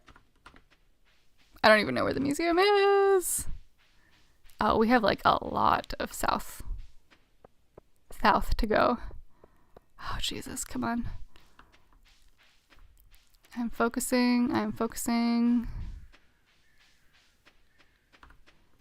Oh my gosh, I'm not gonna make it. Ooh, I'm not holding my breath. We did it. Wow, we did it. Wow, okay. An unexpected setback, but it's okay, we're here. Alright, we're putting this thing at new reward. Okay. Let's claim our reward while we're here. Collect reward. Oh, we have 2 new rewards. Singing stone and this giant bear. I like him. He looks a little bit like Shrek if Shrek was blue, which is nice. I don't know. Is it nice? It's okay. Back to the farm. No, back to Caroline. What good has humanity done for anyone aside itself? I mean, agreed. Like, again, I'm not saying I disagree with, you know, sound antinatalist philosophy, but what I do disagree with is the way that the name has been used to justify other deeply messed up things that have nothing to do with it. Wait, I walked past Caroline's house again, didn't I? Okay, let's see if we can get in there. Anyways, we don't need to get into this here now. Again, like I said, my brain is cooked. I'm not in shape to have this conversation. Please be where Caroline lives. Well, maybe where she... No, that's this other lady whose name I'm forgetting. Here we go. Is this where Caroline lives? No, it is not.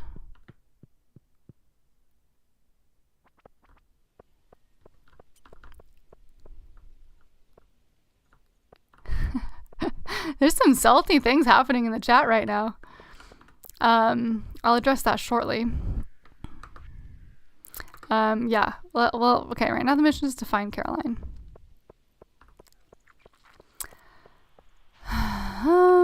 Okay, I actually don't know where she lives. Is she married to Pierre? Is that how this works? Is she back here? Okay, I think that's her. Let's see if we can get back there. We can.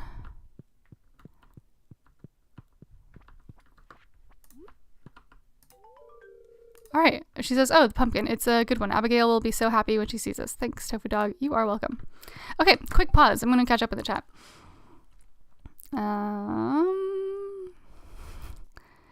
So quickly, what are my thoughts on raw veganism? So I don't think that exists. Veganism is the stance against animal use and exploitation. If you happen to consume a diet of raw fruits and vegetables at the same time, that's your problem. I don't know that you're going to thrive doing that, but as long as you're not like making it the animal's problem, I think you can eat whatever you want. Just don't like pretend that, that's somehow essential to veganism. Yeah, All the Wally Blue says effalism. Yeah, exactly. Are you against procreation? How come? I'm not familiar with something like this. Yeah, so I'm not going to get into all the reasons why right now. I'm planning on making that a separate video. It's very complex, but basically, when we consider whether we should create somebody or not, for me, really the question comes down to, we have a choice whether or not to create somebody or not, with all of our technological and social advancements, and we're not really giving that a lot of ethical or philosophical consideration when we do. We just sort of do it willy-nilly, and I think that that's problematic. So, yeah. Although it says, can you give examples? I'm not really privy to online antinatalism, but I think that antinatalism can be its own thing without having to adopt effalism. Yes. I'm not going to give examples right now. I want to be very careful about the way that I talk about it. But yeah, so you touched on effalism, and that's definitely a really significant portion of it. And ideally, it could be its own thing without having to adopt effalism. I agree with that. That they are separate, but the problem is the intense conflation that has happened between the two of them, to a degree that's just like really messed up. Also, if we don't procreate, humanity faces population collapse. Am I wrong in understanding that? You're not wrong in understanding that. Population collapse would be an outcome of this. We could plan for that, but honestly, this is a big part of why I've zoomed out to procreative ethics, because I think that when we jump straight to thinking of, population collapse, it really highlights the fact that, are we just using human beings to prop up the population and the issues that would happen through population collapse? And I just think that we need to have a bigger conversation around what the purpose of procreation is. And, if we're really just using children to turn them into adults that will like work and keep society running, I think that that's kind of messed up. Okay. Yeah, and then Michael says, I don't really see that as entirely bad. We can't even take care of the people that already exist, plus the amount of unethical births that occur. Yeah, absolutely. I think that at the very least, smaller population can only mean good things, assuming that it doesn't happen in like a really catastrophic like collapse way, right? I think that making the population smaller is good for pretty much everything. So at the very least, I can definitely say I'm in favor of that. I think most people would be. Classic rock is the jam. I love some Zeppelin and Rage Against the Machine, if that counts, LOL, and jazz. Oh, I'm very anti-jazz. I'm not anti-jazz like players or anything, obviously, but I don't have the ear for jazz. It sounds like it. I don't like it. Okay? But I respect people who do. I understand it's an own art form. Ollie Wally, you can date the blacksmith for free deals. Wait, that's cool.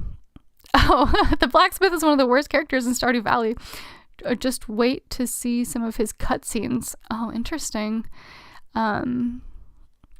Let's see. Something about Michael doing some jams. That's cool. Every character has cutscenes at usually even numbers of hearts in the game. It's sort of cool. Yeah, no, that is cool. I've been really enjoying that. Okay, video game bar space station. Here for the antinatalism, but I guess that can only be talked about for a few hours while video games can be played for hundreds of thousands of hours. The point of these Stardew Valley streams is to give people a place to engage with veganism and also procreative ethics that is explicitly low-key. So yeah, that is why video games are played for, quote, hundreds of thousands of hours, which is really a very large number you've chosen there. But yeah, so that is the point of this. And not to mention the fact that I'm still new to streaming. So this is like a very comfortable thing. And also I believe that we need more sort of chill spaces for vegans to go and hang out, and people who also, are interested in other topics like procreative ethics. So that is literally the point of this stream. This stream title has absolutely nothing to do with antinatalism. So if you're here for that, I don't know why you would have gotten the impression that that's something you would find in this stream. Have you explored the mines much? I hear you can find some useful materials there. They're very incredibly sensitive topics, or they can be, even if I, believe that they're incredibly important, we need to talk about them more freely. I'm still working on that. Penny says, hi, are you doing okay? So yeah, if the stream's not meeting your expectation for any reason, you can always leave. I would love everybody to be here, right? But the point of these streams is to sort of like chill out, maybe address some topics when it feels right. But it is supposed to be like very explicitly like a hangout in which, you know, people can decompress and sort of escape a little bit. Abigail says, I need to stretch my legs and get some fresh air today. Yeah, so more videos on procreative ethics will be coming out. Like I said, I've been doing a lot of like really significant sorting of my own mind on that. I've been, you know, doing my reading and my writing when it comes to those topics. And yeah, I definitely intend on getting back to that and eventually having streams that do also focus on those topics. But yeah, I think that was a really uncharitable thing to put here. Although like, games are fun. Yeah, games are fun. Hundreds of millions of man hours. Yes, best to wait it out, I say. If you find yourself having human consciousness. Okay, I don't understand what that's supposed to mean. So if you feel free to elaborate, I'm going to continue to give sort of the benefit of the doubt to that situation. But anyways, let us go back here. And let's see, we have some energy left, so we'll go ahead and we'll chop down some trees. Yeah, some of this, like,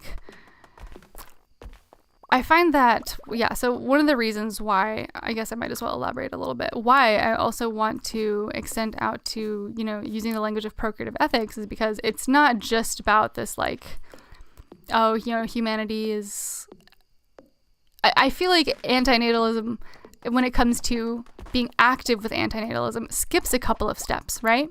So it's like we can say these things, and I think that they're all interesting and valid and important, right? But the problem is we haven't even like given people autonomy over procreation yet. Like we haven't even had like the first steps of conversation that need to happen if we want to have broader conversations about these things, about the ethics of doing it, right? People need to actually have a choice about whether they do it or not. And so that's why I believe in expanding the conversation and, you know, having a really high degree of empathy for people who are in situations where they don't have a choice about procreation, where they've been brainwashed into it. And that also involves restructuring society to like be more friendly to people who don't have kids, to rethink the way that we have the retirement system set up.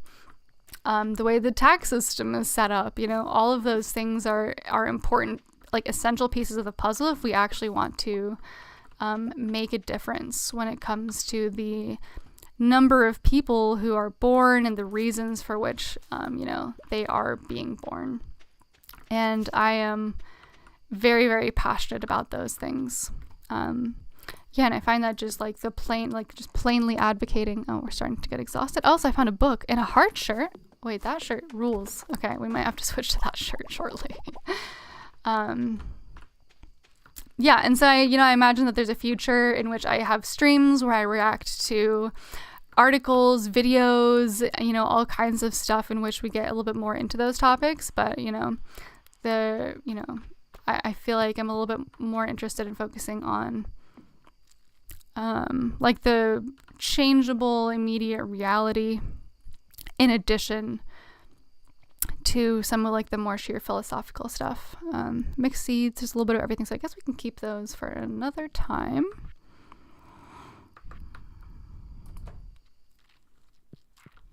And maybe we'll put this guy down. Should we put him in front of the TV? So he doesn't go back there. A friend just said something about like being able to shift him, like the direction of a chair. Can I put him? I'll just do him like right there. Perfect. And then we have blue Shrek in our house. Go to sleep for the night.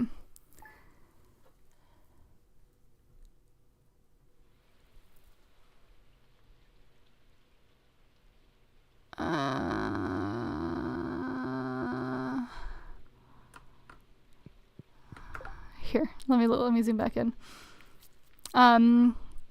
You should do vlogs. I think those are more interesting to see for non-vegans to see how day-to-day life is. I mean, I could do that. The only thing is, like, I'm also a bit conscious about just showing where I, like, live. I think, you know, there's a certain degree of privacy concerns with vlogging that I'm not really sure, like, how people are super comfortable with that. Okay, fortune teller. I sense that a new viewer has joined us, a young lady from Stardew Valley. Welcome, welcome. The spirits feel neutral today. The day is in your hands. Okay, well, that's fine. Let's say hello to the cat. And I see that we have some cranberries to harvest. Inventory full. Okay, let's empty out the inventory. It would be nice to upgrade to that larger sack at some point. Oh, I love those spooky nighttime sounds. Trash is junk, that makes sense. Here we go. Trash is trash. Heart. Woody's secret. Oh, I can read that. Oh, that makes perfect sense. I'll have to figure out how to do that. And okay, let's actually head inside really quickly. Oh no, we'll finish harvesting the cranberries. And the corn. Awesome. Oh, but there's more corn down here.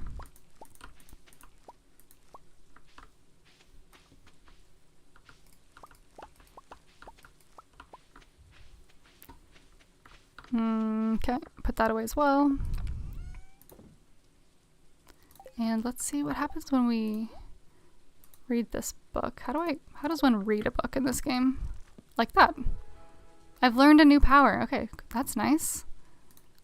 I'm into that. And look, let's go inside and see if we can hang up like our little gifts from Gunther. We can just put that there. This tiny one can go over here. And we'll put this large... Oh, that's huge. That is huge. Okay. Okay. Let's put this back here. And we'll grab... Oh my gosh, we're going to have to make some compromises, aren't we? Can we move the window? We can move the window. It was actually quite nice there, wasn't it? Okay. Window here. Put this back. Grab this instead. Put that there. Ooh, tiny thing. Wow, we really cannot fit all of these things, huh? We're gonna have to make some compromises. I like these things, and I also actually do like the nighttime one a little bit more. So what if we do that there, this here, so we have like a nighttime corner, and then we have that like that. No, the math is not working out. Okay, so we'll just leave it like this. But I guess if we're doing that, let's go ahead, put that back. There. Yeah, sure. Okay, I'm happy enough with that for now. And just for fun, let us put our crystal... I cannot put it there. Let's put that there. Perfect. What's not to love about that? Jade Hills goes here. Let's check out our character's like outfit here real quick. Let's see. Do we like... Nope. I like the pink heart better because it goes with the hair. And so that means I'm not throwing that away. I'm not throwing that away. Did I? Nope. I did not throw it away. Thank God. Okay. Heart shirt goes there. Oh, the standing geode. You know, screw the standing geode. We'll adjust that another day. And we're gonna go out the door here.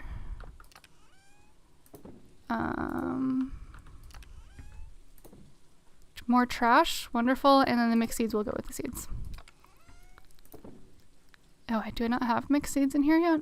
Oh, I can't believe this is full. Maybe it's the 23rd, so we have 7 days left. I think that's like not quite enough time to do the mixed seeds. So let's just throw them in here for now. Cool. There's somehow more corn that I missed, and I actually find that very funny. There we go. Okay, so let's check our to-do list. So, okay, figure out iron bars. We'll do that. Make staircase. I did not do that. I did put food in inventory, and I did bring Carolina pumpkin. Okay, so let's go ahead and check out how do we make an iron bar. So we really just need 3 copper bars. And how do we smelt? Do we need a different furnace? Or can we just use the furnace that we already have? Turns... Okay, so I think we really just need the ore and some coal. So let's try this out. Here is the iron and here is the coal. So let's go ahead and just see if this works. Wait, okay. Oh, because it's that. It's not the other one. Okay, well, that seems to work really nicely.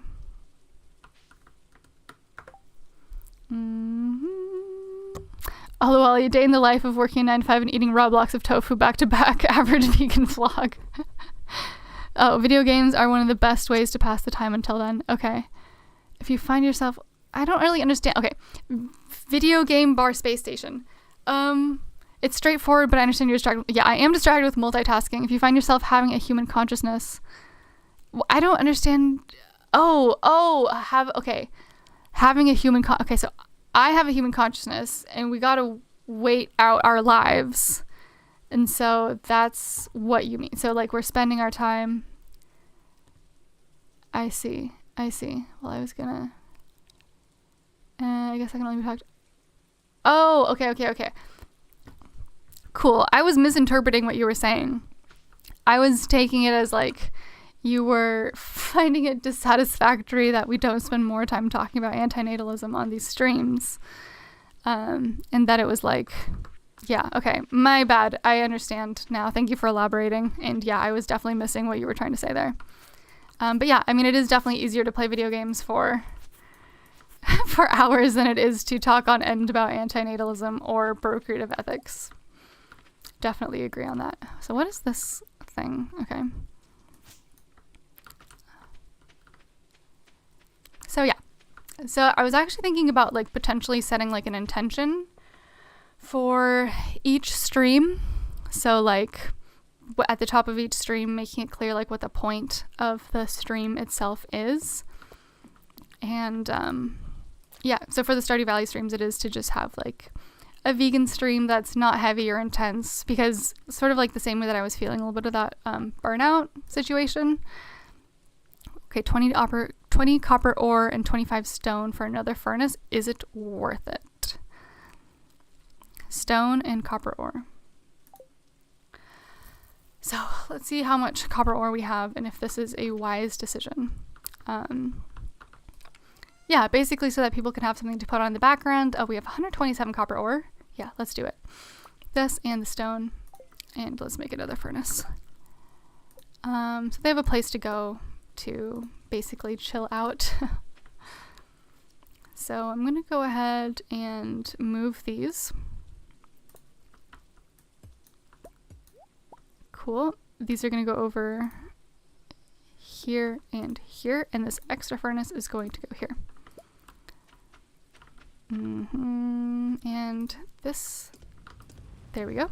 And so we're going to start getting our iron bars, which means that we're going to be able to start upgrading our tools pretty soon. So make staircase. So yeah, let's go ahead while we're at it. We have all of our stone. We're going to make 1 staircase to keep for mine emergencies. Why am I not seeing it?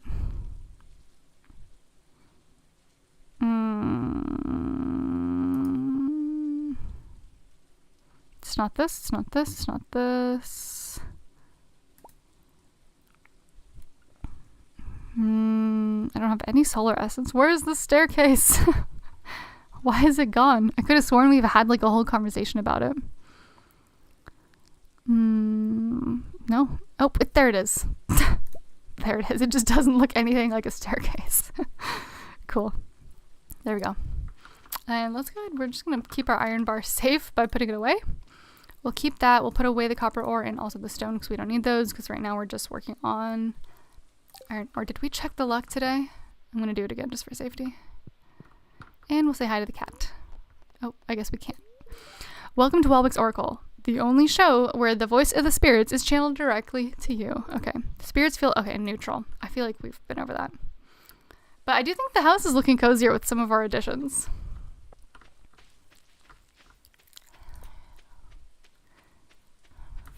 There we go. So I wonder if today's going to be a good day then to do some of our axe work on some of these trees, clearing stuff out. Here we go. Quick pause. LSL just had to go to town in FL Studio for a bit for Chip. Oh, it's a studio. I don't know what FL Studio is. But I'm excited. What is, like, have you like collaborated before? Are you making like some kind of beat together? I'm curious about what this project is, if you can share, like if it's not top secret. Dill Pickle, I do find it's hard communicating certain ethical things like having kids, as it's easier to stop doing something. I like going vegan from non-vegan diet. Then it's like not having... Sorry, I'm going to have to pause. Okay. I do find it's hard communicating certain ethical things like having kids, as it's easier to stop doing something. Like going vegan from a non-vegan diet. It's then not having kids... Then it is not having kids that you already had. Okay, so that's interesting because there's actually like a similar sort of perspective that we can see with procreative ethics. So it's not just like, you obviously can't not have kids, right? But what you can do is you can change your mindset around the way that we do view procreation and children, and, you know, the way that they are, you know, viewed in our society. Like there's this concept of childism that I'm still not very good at explaining, but I read about.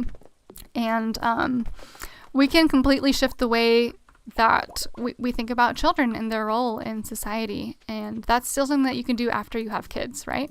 In fact, I've spoken to people who have said, you know, I did have kids, but, you know, knowing what I know now, I wouldn't do it, you know, not because they don't love them as people, but actually because they do love them as people, and they are just able, you know, through living their lives, have been able to have a new perspective on, you know, what kind of lives their kids are going to have, and, you know, like the kind of like the consequences of that. You know, like the population of the world is really, really increasing rapidly, and there's all kinds of conversations that we can have about the ethics of that. You can become like an advocate for children's rights, because children do not have a lot of rights these days, you know, like they are really desperately objectified, which a lot of people don't recognize. So that's kind of what it is. So that's also why I'm more compelled by other conversations around it at this time, is because I think that it's a lot easier to talk to people about those things than specifically saying like, no, you shouldn't do this. Talk about the why, and some of the things surrounding that I think can be really compelling to people.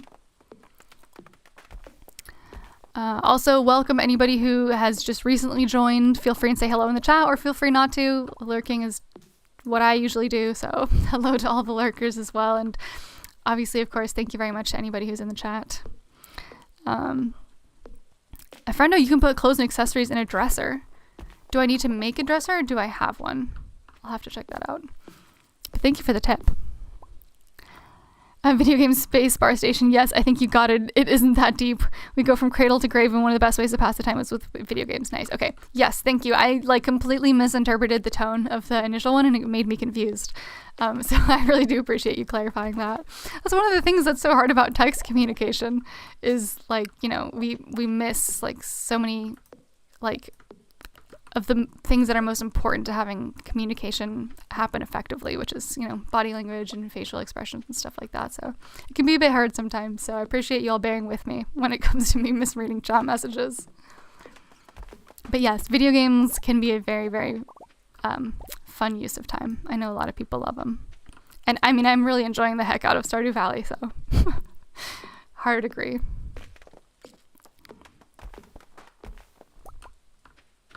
Here we go.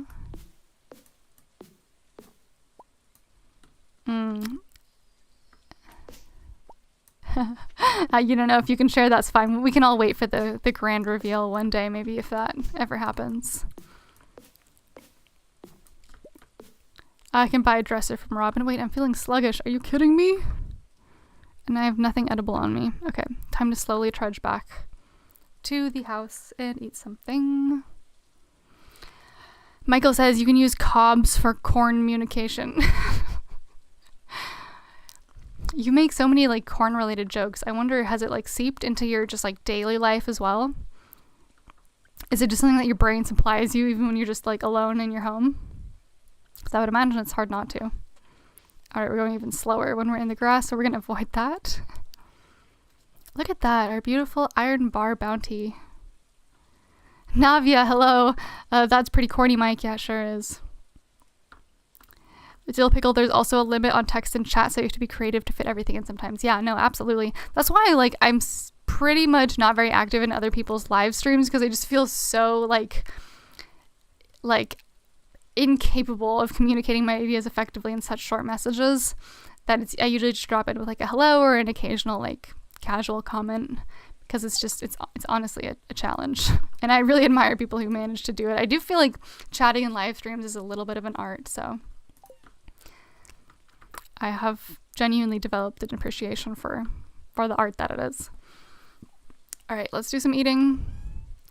Blackberries, why not? Blackberry, consume, yes. Blackberry, consume, yes. A couple more.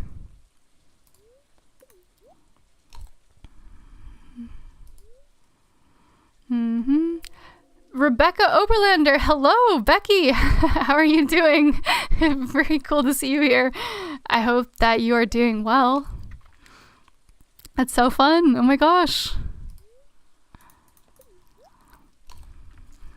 Oh wait, Navia, pretty corny, Mike. That's a kernel of truth. Oh my god, Mike. Really, you are so, like, do you write them all down? Do you keep them in a notebook somewhere, your corn puns?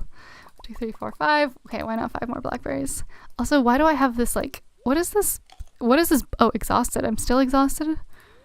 Gosh. Oh, also it's 9 p.m. I should actually probably cool it on replenishing my energy. Michael says, no, I just love dad humor and puns. I do like cornbread and popcorn, though. Okay. So I can't tell if that means that you don't actually, like, love corn as much as you project that you do, or if, it just means that you have an incredible talent for dad humor of corn, you know, theme. Okay, wrong way. Here we go. And I think I'm going to try and get a little bit deeper in the corner, because that's where the trees are really sort of out of hand.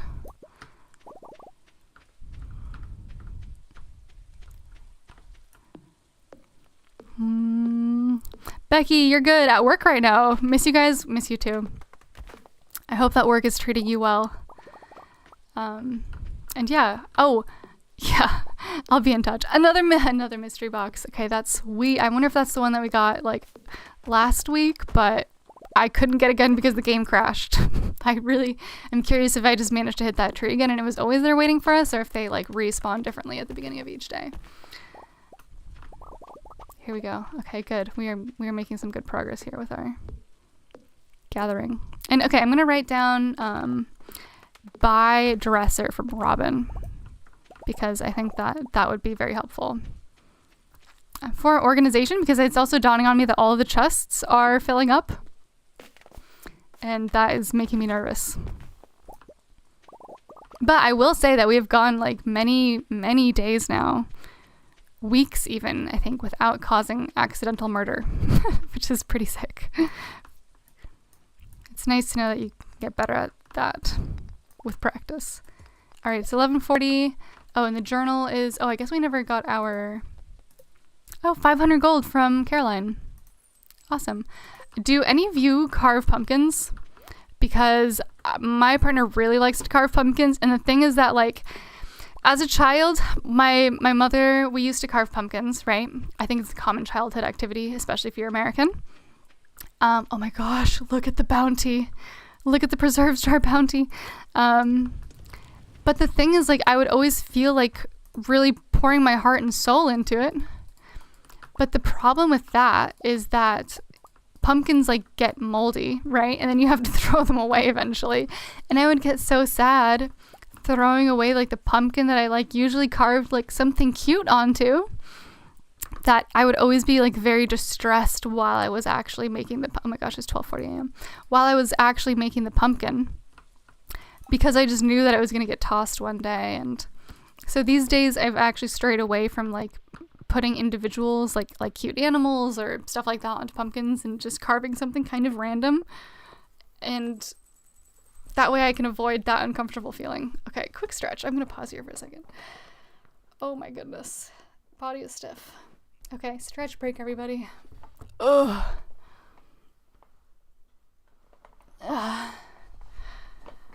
Navia, yes, go to the corner. Mike says I wear a trench coat with oodles and oodles of puns. I wear them like my heart on my sleeves. Dill Pickle, I usually only talk to YouTubers I know IRL or through the Discord there. Okay, I think I'm not exactly sure what that was a reference to. Was that in response to something I said? I'm sorry that I'm not connecting the dots right now. Oh. Okay, everyone, drink your water. Let's stay hydrated on this nice, very grim Friday. Okay, doing some stretching. There might be a corn maze in my future. No date has been selected for said corn maze and pumpkin patch activities, but it does sound kind of nice. I feel like you really got to lean into the seasons. Make the most of what you can, because I like the way it breaks up, you know, sort of the mundaneness of it all. There's a word, mundanity. I've never said that word out loud in my life, and I don't actually know how to pronounce it. Okay, buy chest from Robin. Let's see how much that costs. And then continue. We might as well upgrade a tool. I wonder if the watering can is going to be a smart thing to upgrade. Or maybe the pickaxe, since we're going to be mining a lot in the winter. Okay, look into tool upgrade. Tool upgrade, and then maybe some more, what are they called? Preserve stars.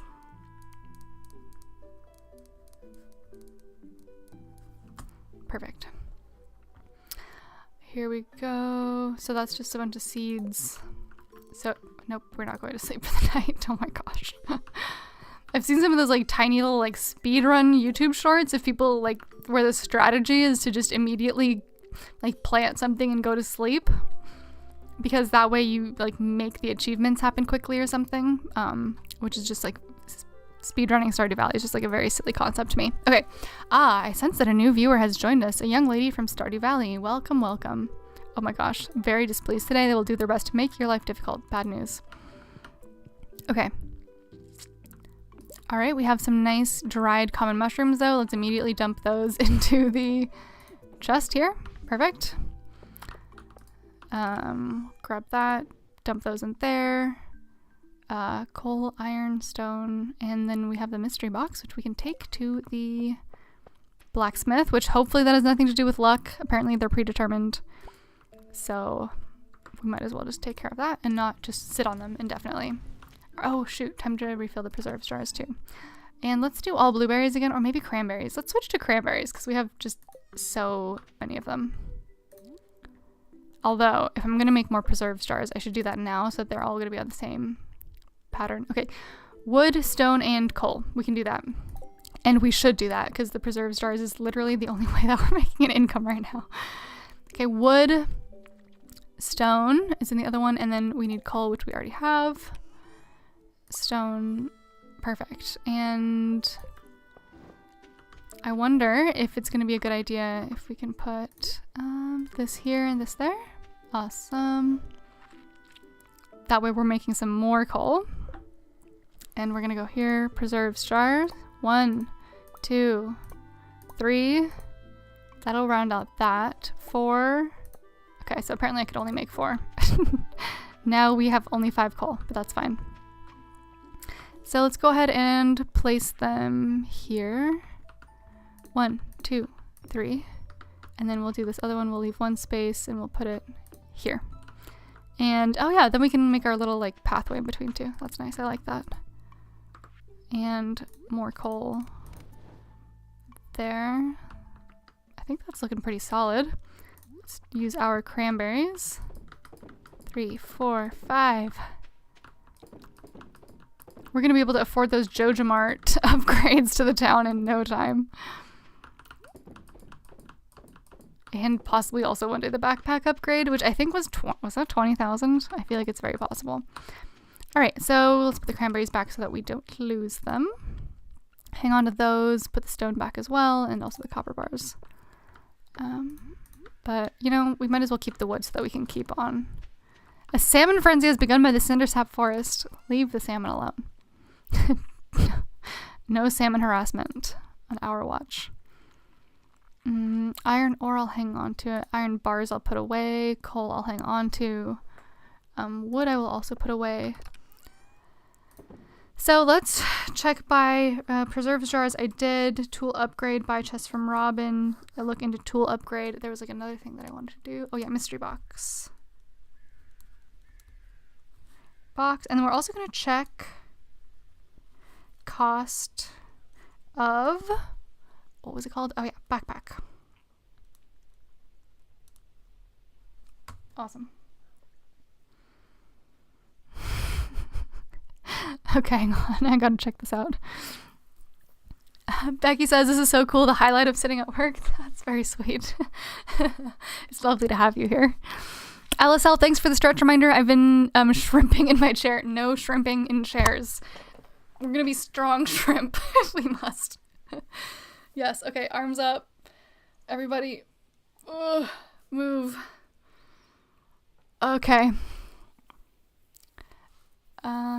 Oh, talking on stream. Sorry, Dill Pickle, I'm still confused. Monotonous, I'm sorry, I'm still confused. Michael says, I met a T-shaped tool a while back. He asked me some questions, and I didn't mind at all. Well, he says that one deserves punishment. Oh, very nice. Let It Linger joke there, Mike. What an excellent song. Dave Peters, A Plague Tale, in a sense, are modern games you should play. I prefer retro 1990s games myself. Don't Starve, similar to Stardew, I guess. Okay, interesting. Yeah, I really think if I scheduled a few more streams a week, I could branch out into other games. And I think that is actually something that I would like to do at some point. Oh my gosh, I forgot to water.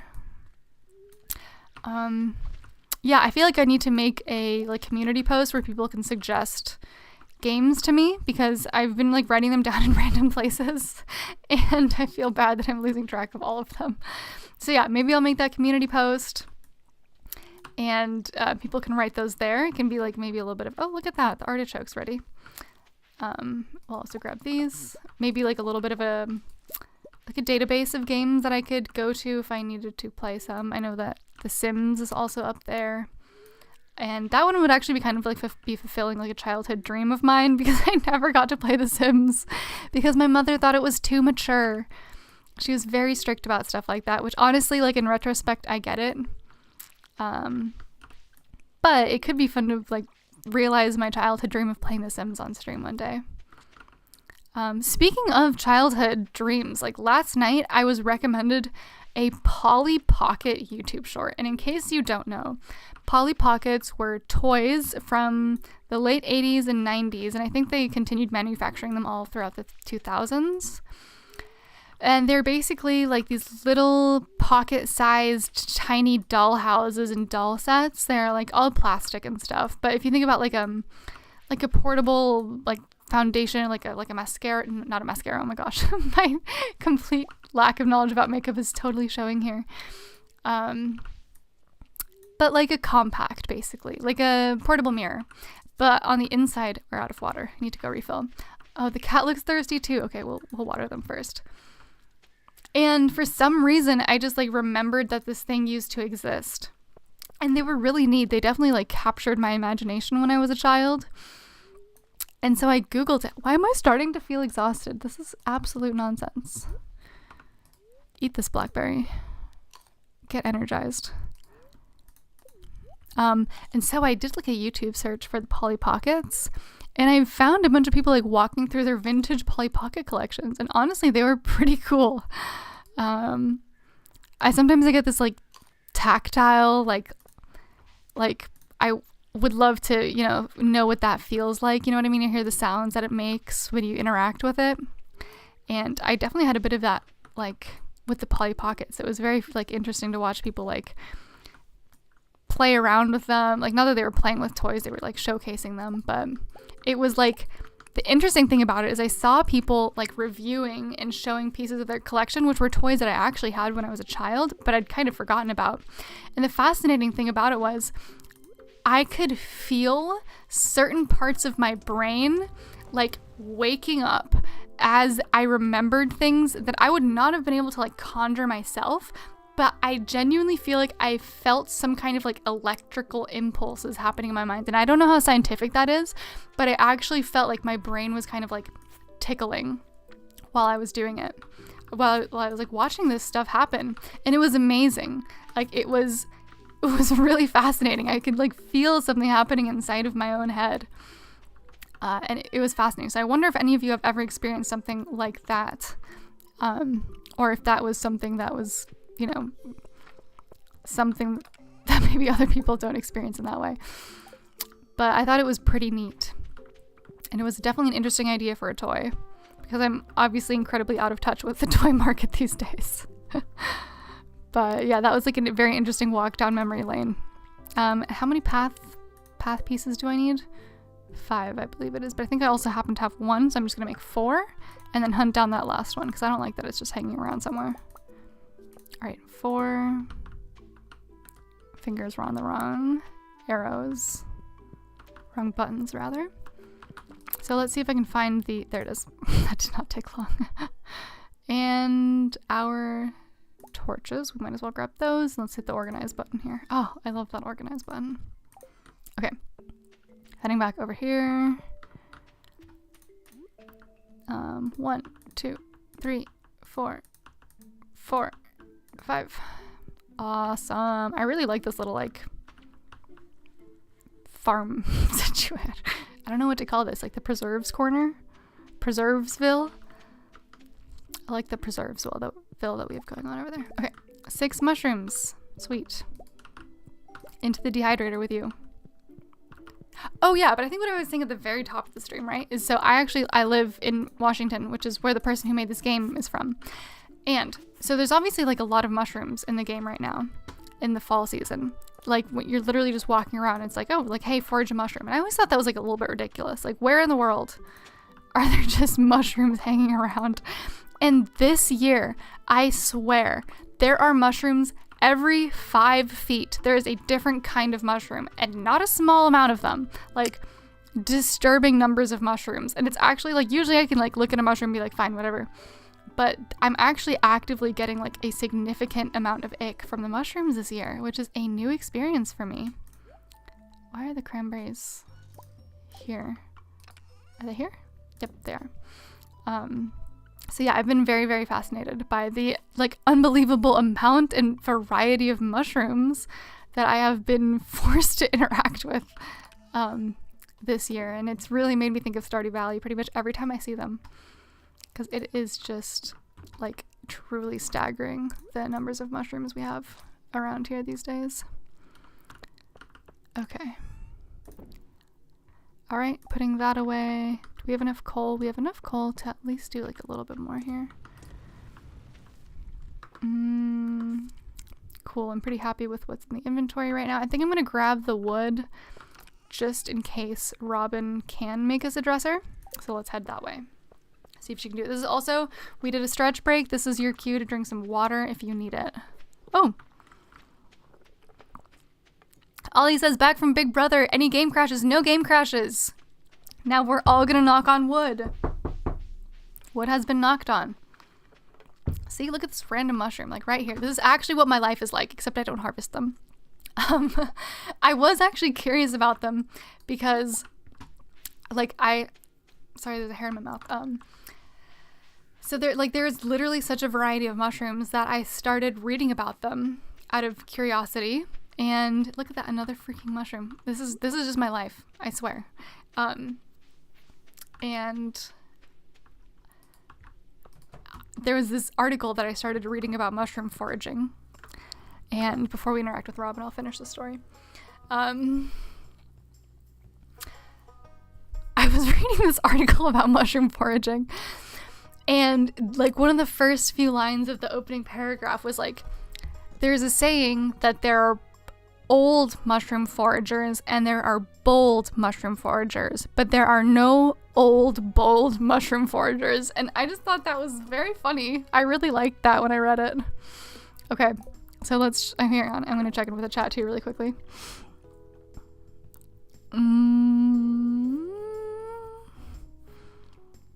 Where the antagonist was the only person to save the day. Suvius, you can play Sims if you want. Yeah, I know. I really would like to. Polly Pocket. No, I had Walk It in my pocket. Sometimes I'm scared to say your messages out loud, Mike, because I don't know what on earth I'm gonna be accidentally saying. Dill Pickle, you were talking about what I mean. I usually only write to the YouTubers I know in real life. Okay, got it. I don't usually write in chat that often. Also, monotonous was a reference to you saying mundane. Got it. Thank you. I always appreciate when people go back and explain what they meant. It's like a fine balance between interacting with the chat and also still playing the game in a way that makes sense. Dave Peters says, my parents never let me watch 18 certified films as a teen, whereas the few friends I did, films like Nightmare on Elm Street. Yeah, my parents were also very anti, especially my mother, anti anything that was R-rated especially. PG-13 was okay at a certain point. Tofu Dog living vicariously through people playing with toys. I really was. Dave Peters, this is in the 1990s. I understand the motivation, but it meant I struggled to fit in as everyone was watching RoboCop, Predator, etc., but I was the odd one in school who couldn't. Yeah, no, I absolutely related to that. Like, I remember I went on a ski trip with some friends who had more lax parents, and I was 15, and they wanted to watch Bridesmaids, so we watched Bridesmaids. And I remember it was like, I think the first R-rated movie I ever watched was Bridesmaids. And I remember like my mom heard about it when we got back and she was scandalized. Like, in her defense, she wasn't like mad or anything, but she was definitely upset about the fact that I watched Bridesmaids. So yeah, I definitely think it's had an impact on who I am as a person now, but like I'm still kind of sensitive to stuff like that, but I definitely feel you on the fitting in stuff. Dill Pickle, it's like tasting something when you think about it, like watching like the toy thing, because yeah, it kind of was like that. LSL, they're coming for you. Who's coming for me? I've never played Tomb Raider. I did hear about the remastered versions. I think there was some controversy about the art style, potentially. Isubius, Mushroom Intrusion. Yeah.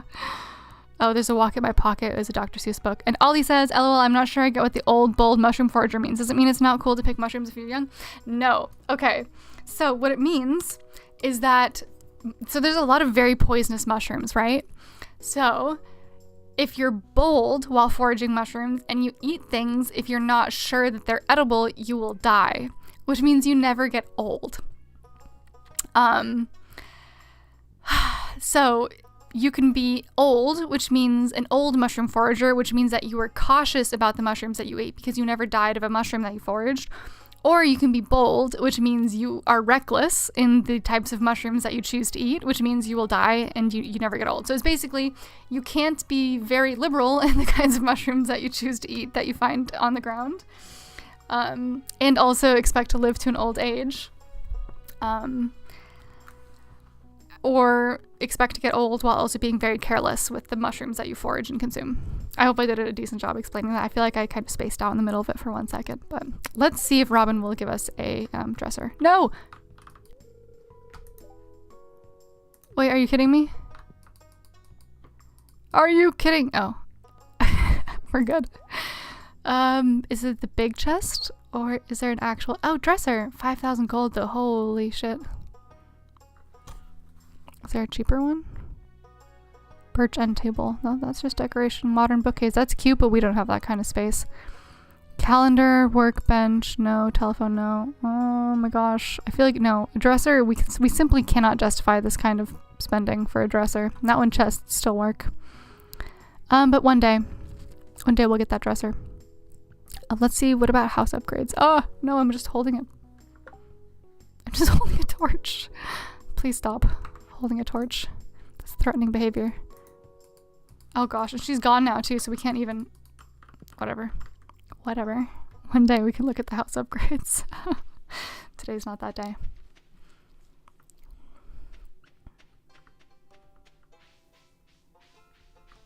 Here we go. Blackberry. Yeah, there's also, like, I literally go on walks and there's just blackberries everywhere.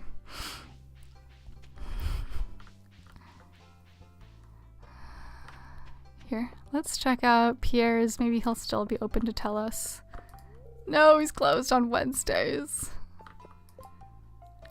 I'd like to put frozen tear on my great-grandfather's tombstone. Please deliver it sometime today, Pierre. I don't have one. I gave my only one to the museum. Today? I can't do that. I'll still accept it just in case, but I think today's like an incredibly bad luck day, isn't it? Well, blacksmith is close too. Wow, I did a bad job of time managing today in this virtual world. This is like a cute little display though. I feel like I haven't been appreciating how nicely the town's been decorated for fall. Very cute work. Also, I'm really off to the side, I'm noticing now. Let's see if I can get myself a little bit more centered. Okay, that's better. Do you plan on expanding the house? Yeah, I'd like to expand the house so that I can like interior decorate it a bit nicer. Let's say hi to Penny. Hi, Penny. Penny says, we don't have a school here, but I'm doing my best to give Vincent and Jazz a proper education. We don't have a school here. You know, that never occurred to me. But there is in fact no school here, which I think is illegal. Stardew Valley doing illegal shit. Okay. Yeah, that must be hard. Wow. Those poor children are going to be disadvantaged. No school. I'm alarmed.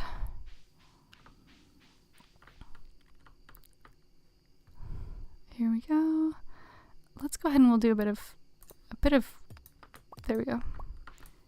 Get rid of some of these rocks. Here we go.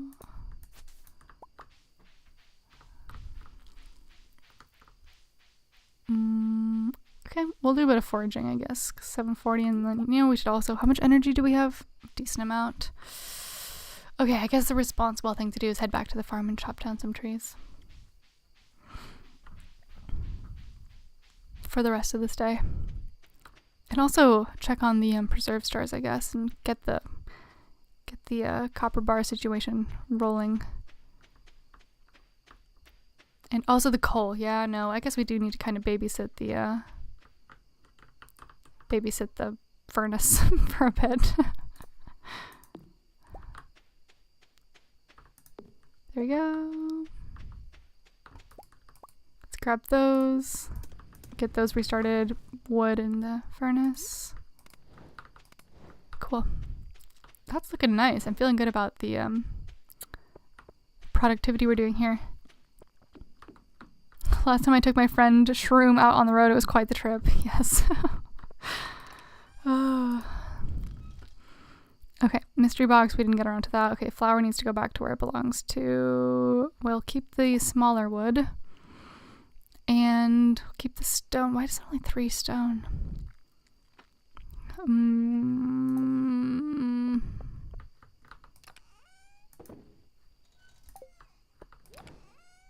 I guess we have all that, so I guess we don't really need the stone for anything right now. Ollie, if you're still here, how is Big Brother? Did it go the way that you hoped it would?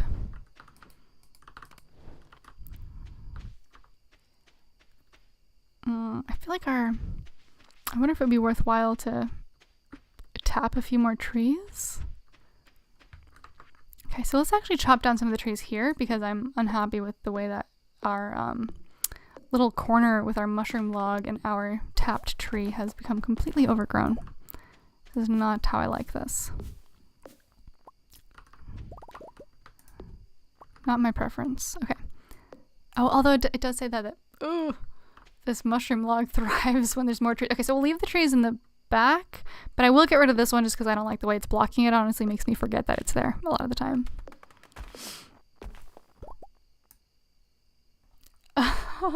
Ollie, I don't want to make you self-conscious, but a reminder to get a pop filter or something for your mic. We hear every exhale. Okay.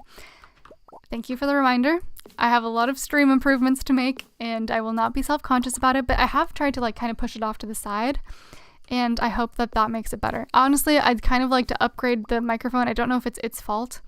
I do see a lot of mesh in here, so I was kind of hopeful that the mesh was doing the job, but I've heard from several people now that it's not doing the job, so I need to make a master list. Ollie, I might honestly have to reach out to you after the stream and ask you to remind me of some of the stream suggestions you had, if I can't come up with all of them. But yes. The thing is, this mic is already so, like, look how big this thing is. And I have it because it was something that was like a hand-me-down from my partner's dad to my partner. and my partner wasn't using it, except, well, he actually has streamed a few times, but it was like 4 years ago. And so this is the microphone that he used. So when I started streaming, this microphone was already here. And yeah, that's the story of why I have this microphone. But yeah, note taken. I will do something to address the pop filter situation. I appreciate the reminder. Yeah, I'm not sure if it would be worth it to upgrade the mic. I mean, it genuinely is large. Like, here it is next to my head. Oh, socks make great temporary pop filters. I guess but what kind of sock fits over this? I mean, I hear you. I like the 12:40 a.m. Okay, bedtime. Nope, wrong button. Ah. Oh, wow, look how cluttered and cozy this house looks. This is not how I conduct my usual life, but I do think it's kind of nice. Renzo is here. Hello. Hope you're doing well. Ollie, it was okay, thanks. Eviction night, the girl that is an environmental activist got evicted. Oh no. Dill Pickle, thank you. Nice stream again. Thank you for the donation. It means a lot. Thank you for also hanging out, for being here. We only got 325 from that mushroom deposit, but yeah, I guess I forgot to sell other stuff. So thank you, Dill Pickle. Thank you for being here, and thank you to everybody else who is here as well. It really is a delight. Bookseller is in town. We do not care. We like books, but we don't have book budget yet.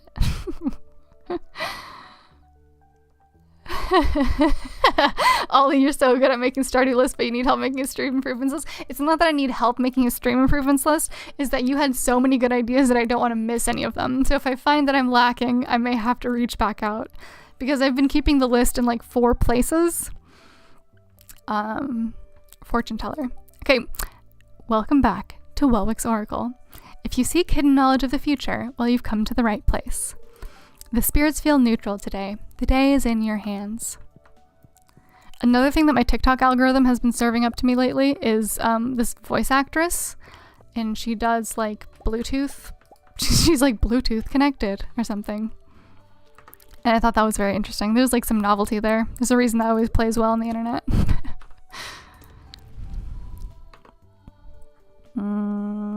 Did I get rid of the wood? Nope, there it is.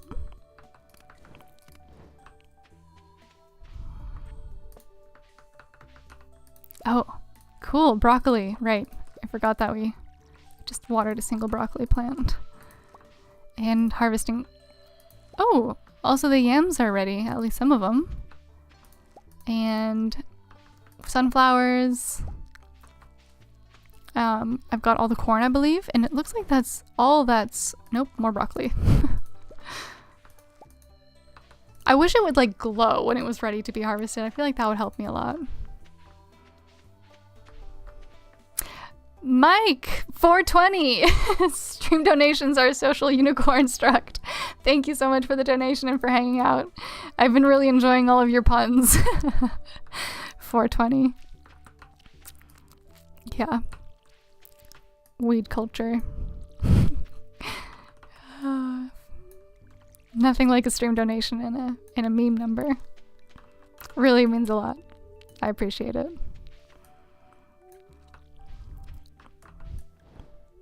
Here we go.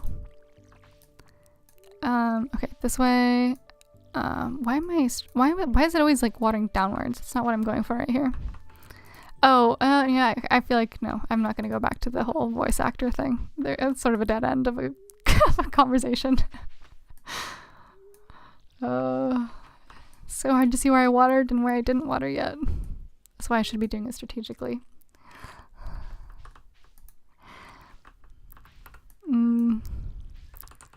Here we go.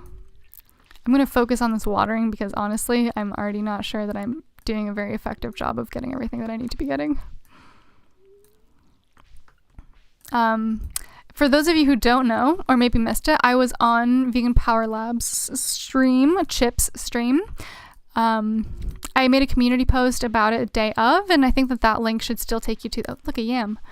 An unharvested yam. That link should still take you to that stream. Chip and I talked about veganism. He asked me some questions about myself. We had a really nice chat, and if you're curious about that, check it out. It was it was a lot of fun, and Chip is just really lovely. Vegan Power Labs, go over there and subscribe. His dedication and energy for outreach is really inspirational to me. And we had some good chats about some books, about outreach methods. We covered a little bit of, a broccoli. So you're on top of that corn. Is it wrong that I kind of miss it? We'll see. We'll see if I'm able to retain this consistency of corn plucking. So yeah, go check that out if you're curious about it. We had a good time. And so that's out there for anyone who missed it. Here we go. We'll get those furnaces running again. And we'll put the flour back. We'll clear out the inventory. What is that? Oh, they're yams. Those look so much like almonds. I genuinely was like, where did I get the almond from? It was indeed not an almond. Let's hit the organized. Oh, wow. Wait. Dwarf Gadget is getting straight out of... Oh, that was another Gunther donation. Oh, man. Okay, let's head into town, and we can take care of the 2 things that we need to do in town. Go watch that stream to hear Tofu Dog curse. I curse a lot, actually. I've actually tried to keep it somewhat limited. I felt bad. I accidentally cursed on his stream. I didn't check beforehand if that was okay. I just sort of slipped out. Okay, what else needs to be taken care of here? That can't be all that goes here. Oh yeah, because I'm still working through the iron ore and the coal, so we keep those. Sap needs to go away, that needs to go away, sunflower seeds need to go away. Yams and broccoli. Yams go away, broccoli goes away, mushrooms stay.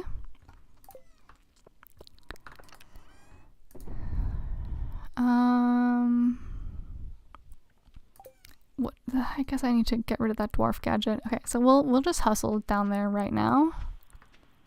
Still feeling good about the crops. Inventory's chill right now as it is. Cool. There we go. Have I gone too far south? Let's just go the northern route, or the middle route, I suppose I should call it. And we will go get this correct. And I'm watering the cat on the way out. 10k gold, what are you going to spend it on? Well, I guess on the way into town, we're actually going to check the cost of upgrading the inventory. Also, I'm like slouching. I'm sorry. I'm like, I should have done that at the top. I really did check everything out, but can't be perfect, I guess. I took my webcam down because I wanted to set up my other camera, but I found out that my other camera is actually pretty broken. So I never actually got around to setting up the other camera. 10,000. Should I just do this here and now? Should I do this? Should I spend all but 399 gold on the backpack upgrade to get 36 slots? I don't know what to do. No, we're not doing that now. That's too irresponsible. I can't stomach it. I think we're gonna get buyer's remorse if we do that. Alright, so let's leave here. Oh yeah, one of the things that I wanted to do is I wanted to give all people gifts. Just go around town, give gifts. So now we know the cost of the backpack at least. Oh, let's check out the community center. Because that is not going to be a community center anymore. That's going to be a Joja Mart warehouse. Ollie says, do it. Maybe. Oh my god. It is indeed a Joja warehouse. It's still kind of crappy on the sides here. Joja Mart, you did not do your best work here.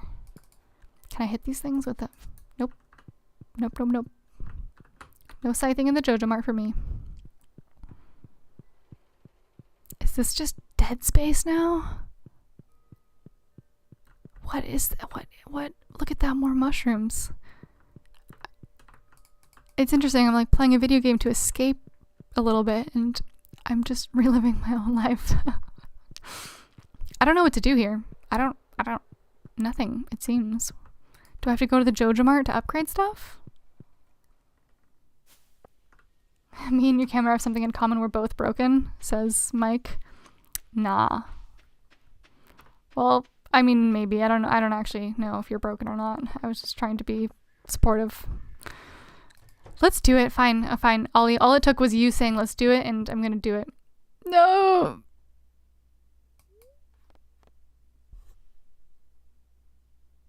I think we're gonna do it. Ollie says, where's the vegan aisle? It doesn't exist, unfortunately.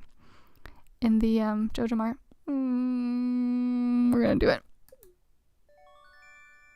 Okay. It's a good thing those preserve jars are gonna be ready soon. You got the deluxe pack. I accidentally clicked and now I can't read the rest of what that said. That's fine. Okay. So we've now seen that mystery box. Oh yeah, shoot, quickly. We gotta hustle over there. And also, do we have the dwarf? Yes, good. We can take care of both of those things while we're out and about. Ollie, did I just see a hot air balloon sign? Yes, so that is the sign for the bookseller. They sell books. We can check it out on the way back from the blacksmith and the museum. But the thing is, all the books are incredibly expensive, and we now have 0 money. So it's a bit out of budget at the moment. So let's make haste with this museum donation. Here you go. Take this dwarf gadget. No reward, so we're gonna leave. And there was something, oh yeah, the mystery box at the blacksmith. Here we go. Let's go. Process Geode's process mystery box. Oh fuck, another one of these. Sorry, I just swore again. See, I do curse.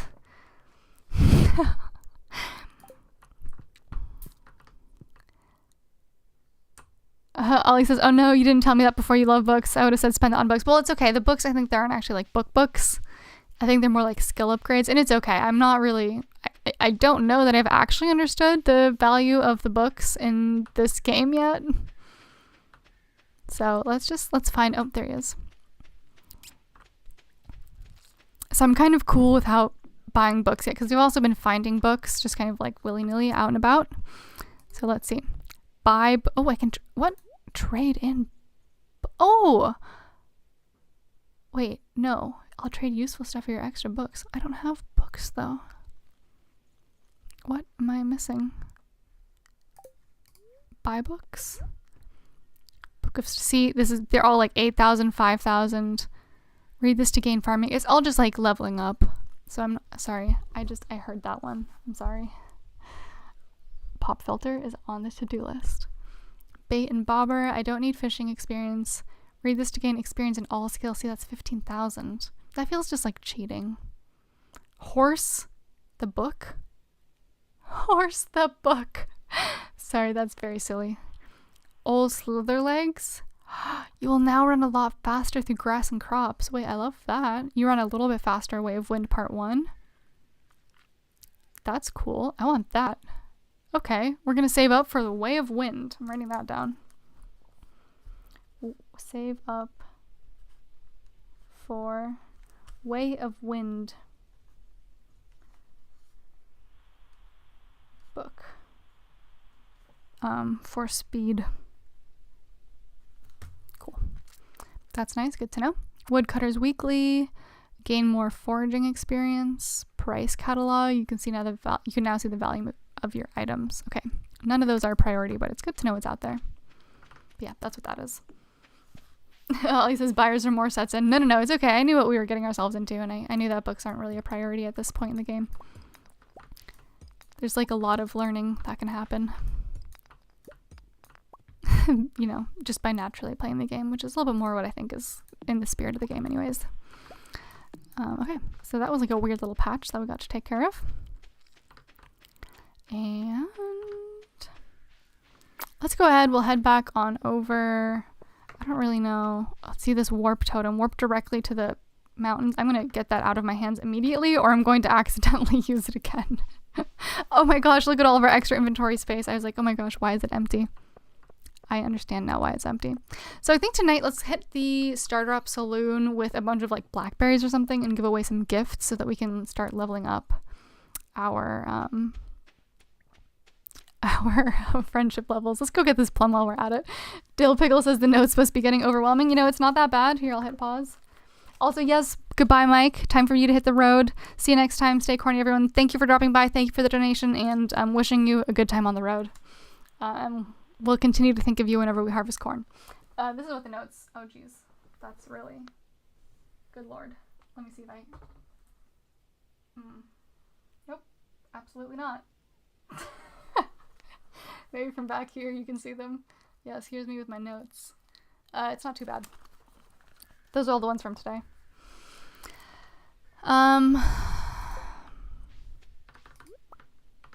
So yeah, I do need to flip back a little bit. So yeah, I'm gonna need to figure out how... Oh, I got 2 gold wild plums. That's a pretty sweet deal.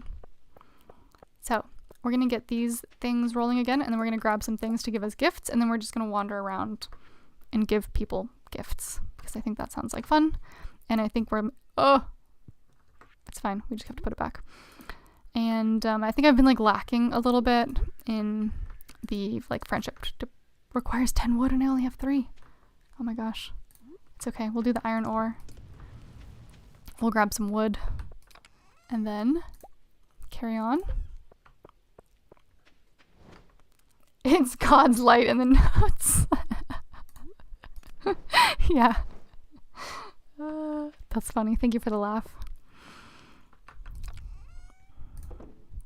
Okay. Putting those there. I'm going to put this warp totem far away from my dangerous, dangerous hands. Perhaps here, where I will never remember that it is.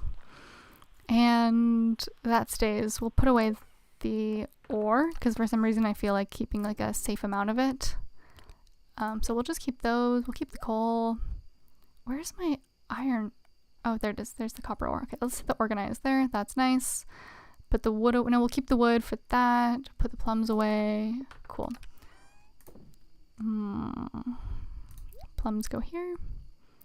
And we have the staircase, the emergency staircase. I'm going to put it... Okay, apparently it just goes wherever it wants in this view. Keep the wood, and let's put the torches somewhere. Let's have some fun with some torches. For the record, please be very careful when operating torches. Maybe one up here? I do not endorse reckless torch usage. And maybe also one by the cave entrance. Speaking of the cave, let's look inside. Nope, no mushrooms yet. Speaking of mushrooms, let's also get the dehydrator rolling. Wow, I feel like we finally hit like that semi-satisfying stride where like things are really starting to happen now. Like we're actually making decent money every day, and I'm kind of relieved. Were we gonna make more torches? Is that something that I said? Ollie says that's just from today. Do you check them off, or is it more that you remember things after you've written them down? I do check them off. That's why some of them are scratched out, which I understand is hard to tell with the state of the camera and the lighting. But yeah, I do check them out. Some of them are notes. Sometimes I go back to them. A little bit of both. Some of them are more long-term. Some of them are like immediate. Some of them are like just general notes about Stardew Valley. And some of them are specific tasks for that day.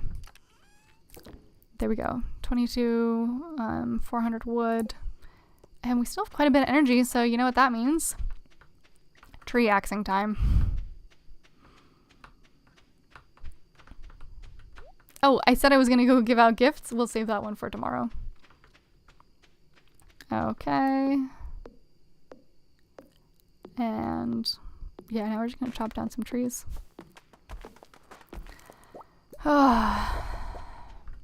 This corner is slowly starting to look better though.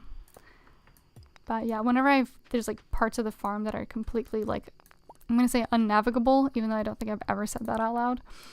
I just find that stresses me a little bit. Feels disorganized. Feels like I'm doing a bad job. Also, I can't wait to have that glow ring one day. Although I actually don't know if it's ever going to be in reach because I have no idea how to get some of those things that I need. Some of the ingredients for the glow ring. Here we go. Ollie says, I've never done the gift stuff in Stardew. How do you know what each person likes? So I think that you're kind of supposed to figure out through trial and error, which is not my bag. So I will usually just choose one thing that's kind of neutral. Like I was going to go for blackberries or maybe blueberries and just go around and give everybody a blueberry. I think that method is not super effective because somebody might hate blueberries. So you're kind of taking a chance by doing that. But I think in general, it's like a low risk, relatively average reward kind of strategy for doing that. Oh, frozen geode and a bunch of stones. That's nice. And let's go ahead and use our scythe for the moss that I see here. Come here. Dill Pickle says I use the internet. Yeah, that's what I did when I was doing a playthrough that was a little bit more like intense, we could call it. I would just like, yeah, if there was somebody who I was trying to befriend, you can just look at like the Stardew Valley wiki, which is an incredibly comprehensive resource. But that is not the spirit of this playthrough, so we're just out here doing our best and guessing when it comes to the gifts. Oh my gosh, I know. I'm low on energy and it's 11:30. That's like a pretty solid time to hit the hay, I think. Let's get this one more stone. Yes.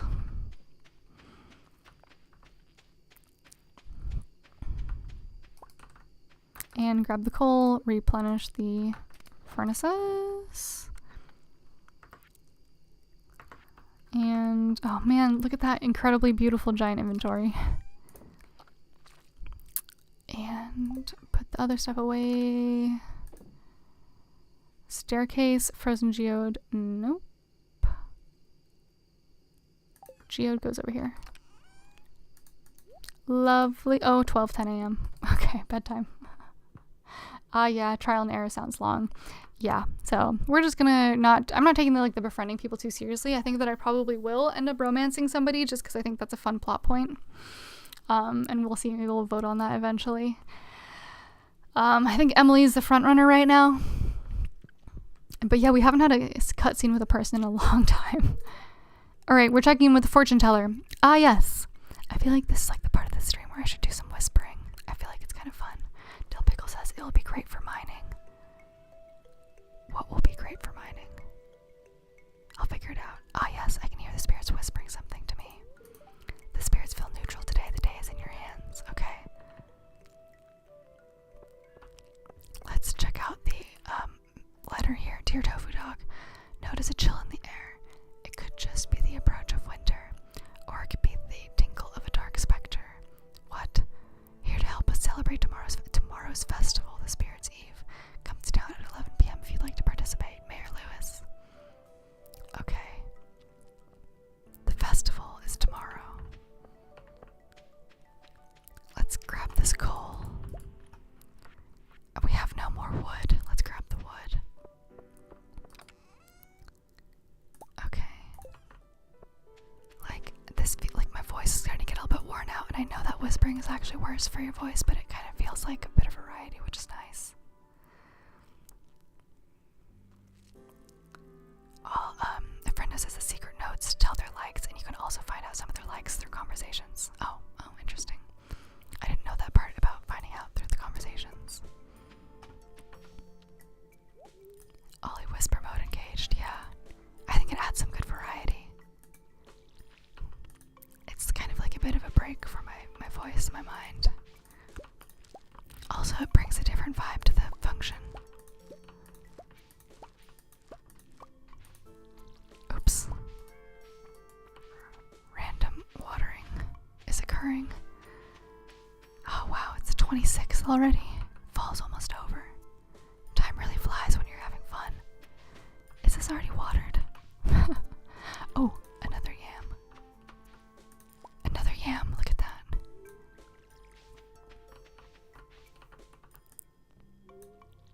Here we go. It's water all the way across the bottom.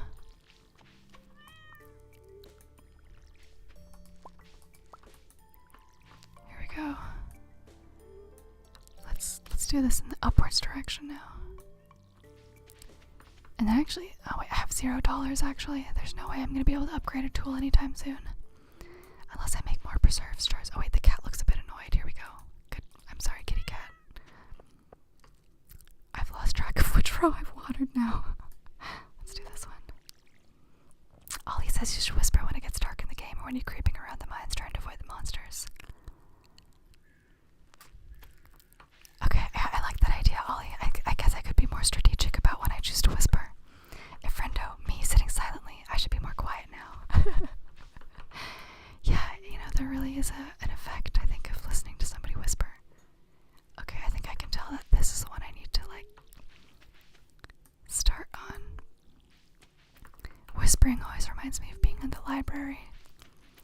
And the last town that I lived in, there was a library walking distance, and I would walk to the library, but what I didn't realize is that my shoes that I wear on walks are incredibly squeaky. Like, unbelievably squeaky. And I was in the library, and every single step I took could be heard throughout the entire library. And it got to the point where I literally had to leave the library because of the volume of my shoes. I tried to, like, overcome the cringe, but I couldn't do it. It just felt disrespectful to be there, making such an unbelievable ruckus. I think I've done all the watering now. Okay. Time to refill that. Hello, cat. We've already said hello. Let's go collect this maple syrup. Awesome. Let's scythe back here. Let's just get that tree while we're at it. Here we go. And let's get this tiny tree while we're... Oh gosh, 2 trees, I suppose. Why not? Okay, we're gonna check on this. And then we're gonna do our little tour of the town and give people gifts. Oh, whispering is awfully breath heavy, isn't it? Oh. Dill Pickle, my aunt's house was at the end of her road. It was great. Oh, that is nice. I'm not sure. Yeah, it's good for privacy. Okay, oh my gosh. I'm sorry. I'm getting a little bit self-conscious now about the pop filter situation. I'm sorry. It'll be the thing that I do immediately after this, which is either assess other microphone options or... Because, I mean, this microphone actually does just work completely fine, except for the pop filter problem. So, I will be addressing that. I think I can just buy one that, like, attaches to the front. It's so big. It's just going to add more bulk to this. But that's okay. That's just the death we must die, I suppose. It'll be worth it. Oh, God. I hate the mushroom putting into dehydrator sound. We've got a lot of mushrooms. That's pretty cool. Mixed seeds need to go away as well. Broccoli, nope. Goes here. Let's just grab a bunch of blackberries. Or cranberries. Which one do we have? Oh, wait. That button doesn't work here. Coal goes away. I know Ollie said don't be self-conscious. I know. But I understand how unpleasant it must be, and I just like, whenever I hear them come out of my own mouth, I'm like, oh geez, Louise, that must be rough. Oh, look at that. Nice collection of jellies. Okay, so let's pick what we're gonna be gifting people, and we'll just grab a bunch of it, and we're gonna just walk around and find absolutely everybody. So the things we have the most of seems to be blackberries. We're not giving anybody flowers. Oh, we're down to 94 blueberries. Interesting. Let's do cranberries, and we'll just grab 20. And everyone we see is going to get a cranberry, and we're gonna hope for the best. And yeah, we're not gonna bother with mining today. We're gonna use the scythe. And we're gonna consider oh no. Oh, that was a cute little animation though when the moss dropped into the pond here. Also, we'll try junk fishing again one of these days. And we'll see how it goes. Once we maybe get that like recycler, upgrade our trash can, we'll do that. Ollie says I'm a bit of an audio geek. It probably doesn't irk others the same. No, I mean, I've heard from other people that it's a bit irksome. So it is something that I want to address. And I like to have quality anyways. And I think a pop filter is one of those things that's like affordable enough. And I think it would make a substantial quality of life difference that I feel passionately. Oh, look! Our first cranberry recipient is Sam. Oh, he says you got that for me? Thanks. You're welcome, Sam. All right, we're also going to go into people's homes. Even though it kind of seems like maybe people aren't going to be home during the day. So maybe that's actually a bad strategy. But we'll see. Okay, we're also not going to check the garbage in front of Sam because they don't like that when you do that. Oh, Emily. Yes. Emily, thanks. Okay, she liked that but didn't love it, but that's fine. I think it was still, when we weigh it out, more positive than negative. Okay. Here's Evelyn. We'll give her a cranberry. Evelyn, how nice. Thank you, dear. You're welcome.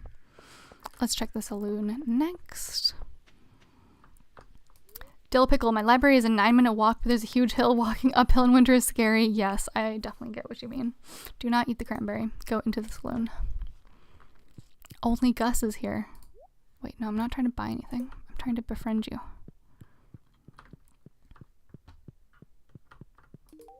Oh, that's sweet. Thank you. He liked it. Nice. I don't think there's anyone back here. I'm still going to not touch any of these arcade games because that would be unbelievably frustrating for all parties involved.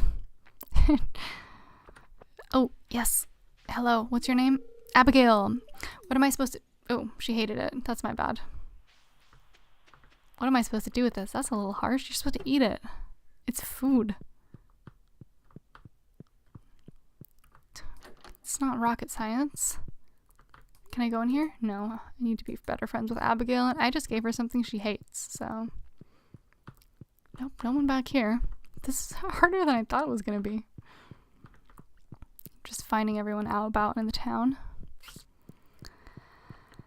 Yeah, I had some... So speaking of, like, gear and being a gear nerd, I had a little bit of, like, gear trouble this week. So I mentioned a little bit earlier that, no, do not eat it. Check the garbage. I mentioned earlier that my camera that I usually film videos with is broken, and it's broken in a way that I can't really get an SD card in there. But I actually, when it initially broke, I was able to sort of force in it. Let's give children cranberries. Oh, he hates it. This was foreseeable. Is this a gift? Okay, they all hate it. They all hate... Oh, Penny likes it. Thanks, this looks nice. Okay, kids hate fruit, which I should have seen coming. So I'm gonna need to, like, I was able to fix it by, like, sticking a toothpick into the SD card. Wait, someone's in there. Caroline's in there. By sticking an SD card into, a toothpick into the SD card slot. Can I not reach him? Oh, I can't. And kind of, like, wiggling it around so that I could get the SD card in. And that worked, but then I had to take it out again for some reason. And since then I haven't been able to get the SD card back in, so I'm gonna try and jimmy that later with the toothpick again. Oh, Caroline says that's sweet. Thank you. You're welcome.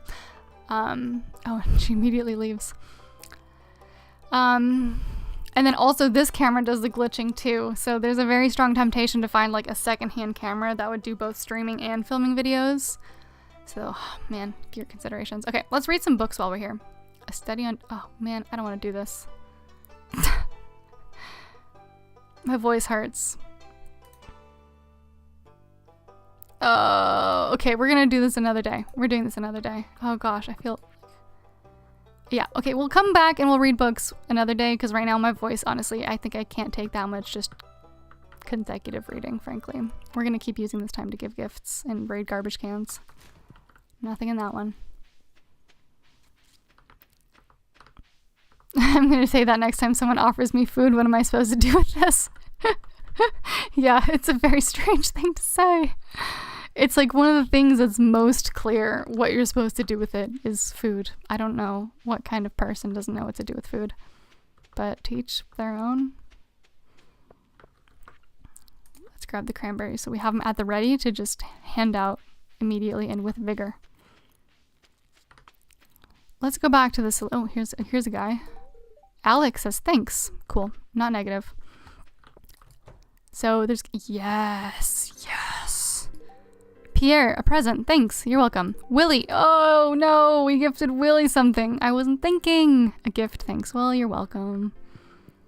We've given one to Penny. Demetrius still needs one. Oh, wait. That's Robin. We haven't given Robin one. Demetrius, thank you. This is a very interesting specimen. Spoken like a true scientist. Robin, thanks. This is really nice. You're welcome. I think Shane is going to be, like, potentially a hater of this cranberry. Oh, wait, this is great. Thanks. He loved the cranberry. All right, Sam's already gotten one. Abigail's gotten one, I think. Yeah, she's the one who says, what am I supposed to do with this? Sebastian says, thanks. You're welcome. That ... is so passive aggressive. So we've gotten all these people. We'll get... Oh, look at them. Look at them. Fraternizing, if that's the correct use of that word. Lewis, that's very nice of you. You're welcome. Let's see what Marnie has to say. Thank you. This looks nice. Okay, generally, okay, I was right. The cranberry has a generally positive reception. I think we've already given one. Leah, oh. This is a really nice gift. Thank you. Okay, I actually don't think we gave one to Leah yet. Oh, this is our last cranberry, but we're not out of people yet. All right, well, I guess Elliot's getting one. This is for me. Marvelous. You're welcome. Okay, now we're like legitimately out of cranberries. We can give them clay. That seems like a bad idea.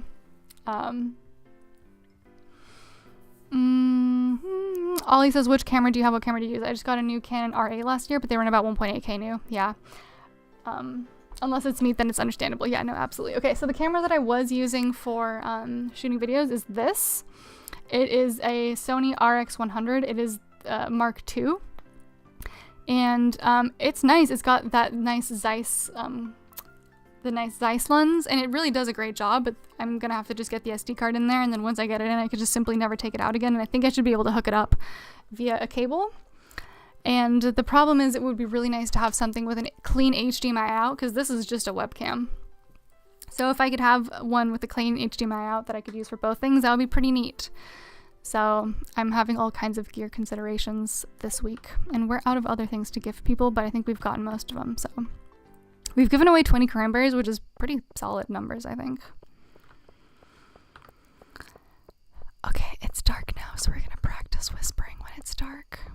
We're gonna go back the north way in case there's like some foraging that we can do.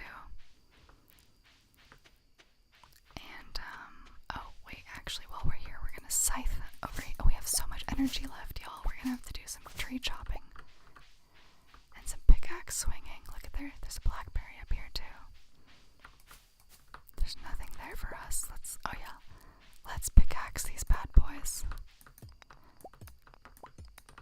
Hell yeah. I find that sound really satisfying. Okay, now we need our axe for the wood. Here's the godforsaken community center turned JoJo warehouse. Tofu ASMR. Ollie says clean HDMI out means you need something to get the HDMI into the computer so it's never ending. Well, I actually already have the capture card. I have the capture card. So it's just a matter. In fact, I was actually able to do it with the camcorder that I use for outreach, but then it just stopped working. Like my computer stopped being able to recognize the camcorder. Also, the camcorder didn't get wide enough to do the streaming shot. But yeah, I have like a $20 capture card that I got for that purpose. I got it for a different purpose actually, but so I have that covered. I just need the HDMI, which I also have. The only thing is I would need a dummy battery for that, for the camera as well, but I'd be choosing a pretty affordable camera. So hopefully it wouldn't be breaking the bank, but yeah, it is kind of a never. Oh my god, 21 cranberry jellies. Hang on, let's make sure that we have a cranberry jelly in our jelly inventory. Hot pepper salmon berries. Oh, we do not. So we'll put one of those. We'll sell 20. Guys, we're gonna stop being broke. Hell yeah. But yeah. A mini hell yeah. Ollie says, oh nice, yeah. Okay, let's put the mixed seeds away for next season. And put these away. We're gonna get everything nice and organized. For next, I'll look at that. It is, oh wait, we should make another chest actually. Okay, that'll be our final act for the day. Chest, here we go. We'll put that over here. So, actually it's starting to look more reasonable to make like a dresser. Wait, I had another empty chest. What's my problem? Wait, no, I did not mean to put the chest in a chest. Let's put a chest here. Wait, can you not put chests up here? That sucks. Wait, why can I put one here? Make it make sense. I should probably also maybe get one of those ultra chests. Okay, now we just have 3 identical, mostly empty chests over here. Don't hold me responsible for that. I don't know why I did it. Okay. I guess let's think about this. What are we gonna do? I guess the dried mushrooms should go with the jellies because that's a finished food product. I guess we could make a mushroom chest. Also like a wood doesn't make sense. Won't be doing that. Let's do mushroom chest. No, seeds. We can get the seeds out of here. Seeds and things related to growing things. Yeah, we'll have like a separate chest for that, including the maple seeds, I guess, and the hazelnuts, although they are forages. Wait, hazelnuts are nuts. Yeah, never mind on the hazelnuts, those need to go somewhere else. Wait, no, I said seeds and things related to growing. I think that covers, and nope, starfruit seeds, mossy seeds as well. I think that's it for that. And let's go ahead. We'll do the transfer.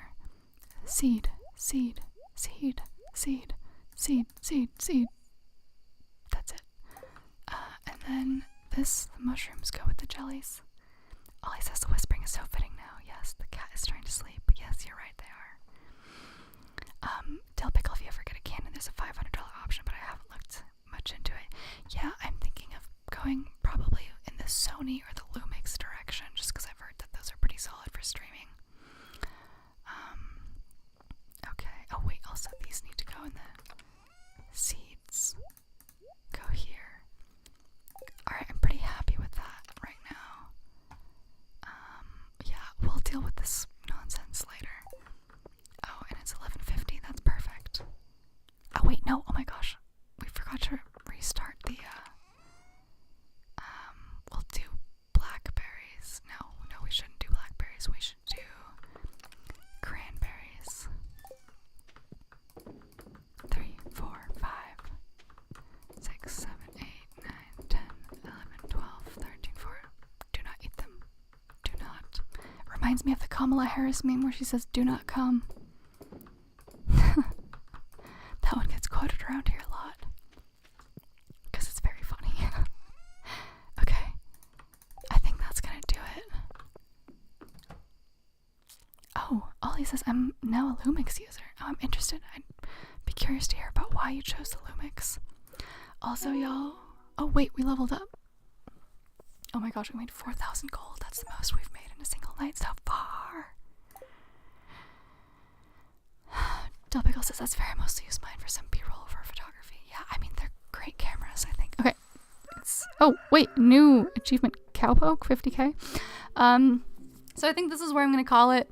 I think there's great cameras, by the way, that also work well for streaming, but we're going to call this here. My voice is starting to give out. We're at the 3-hour mark anyways. This is total normal length for a stream. Thank you so much to everybody who has been here, everybody who has donated, everybody who has chatted. It has been a pleasure as always. I'm planning on getting back to the Drawing from Memory stream on Wednesday. I'm really looking forward to that as well. So please feel free and join me for that. Just thank you again for everybody who has had tips, who has, chatted with me a little bit, and participated in our chill vegan Stardew Valley Fridays. And I will be trying to start a little bit earlier next week for all of those EU people as well. And yeah, I'm looking forward to it. A friend of Do Not Come. Yeah. Kamala Harris. It's such a silly thing taken out of context. So yeah, that's it for today's stream. I appreciate each and every one of you. Ollie says cozy community building. Yes. Appreciate the stream. Thank you so much. I appreciate you. Keep up the great work. Really, truly appreciate it. Asubius, bye. Thank you so much for being here. Dill Pickle, have a great day. Thank you. I'll see you next week, but after that, I'll be on vacation. Okay, well, enjoy your vacation. We'll talk between now and then, it sounds like. LSL, thanks for the stream. Have a good day. Thank you for being here. You have a great day as well. So, yeah, looking forward to next time. Really, I have a ton of fun with y'all here every week, so means a lot, and I love our cozy vegan community building that we are doing. And yeah, really please do also share the stream if there's anybody who you think would be interested. Let's get more people involved. Let's build the community. I'm gonna work on a bit of promotional stuff as well.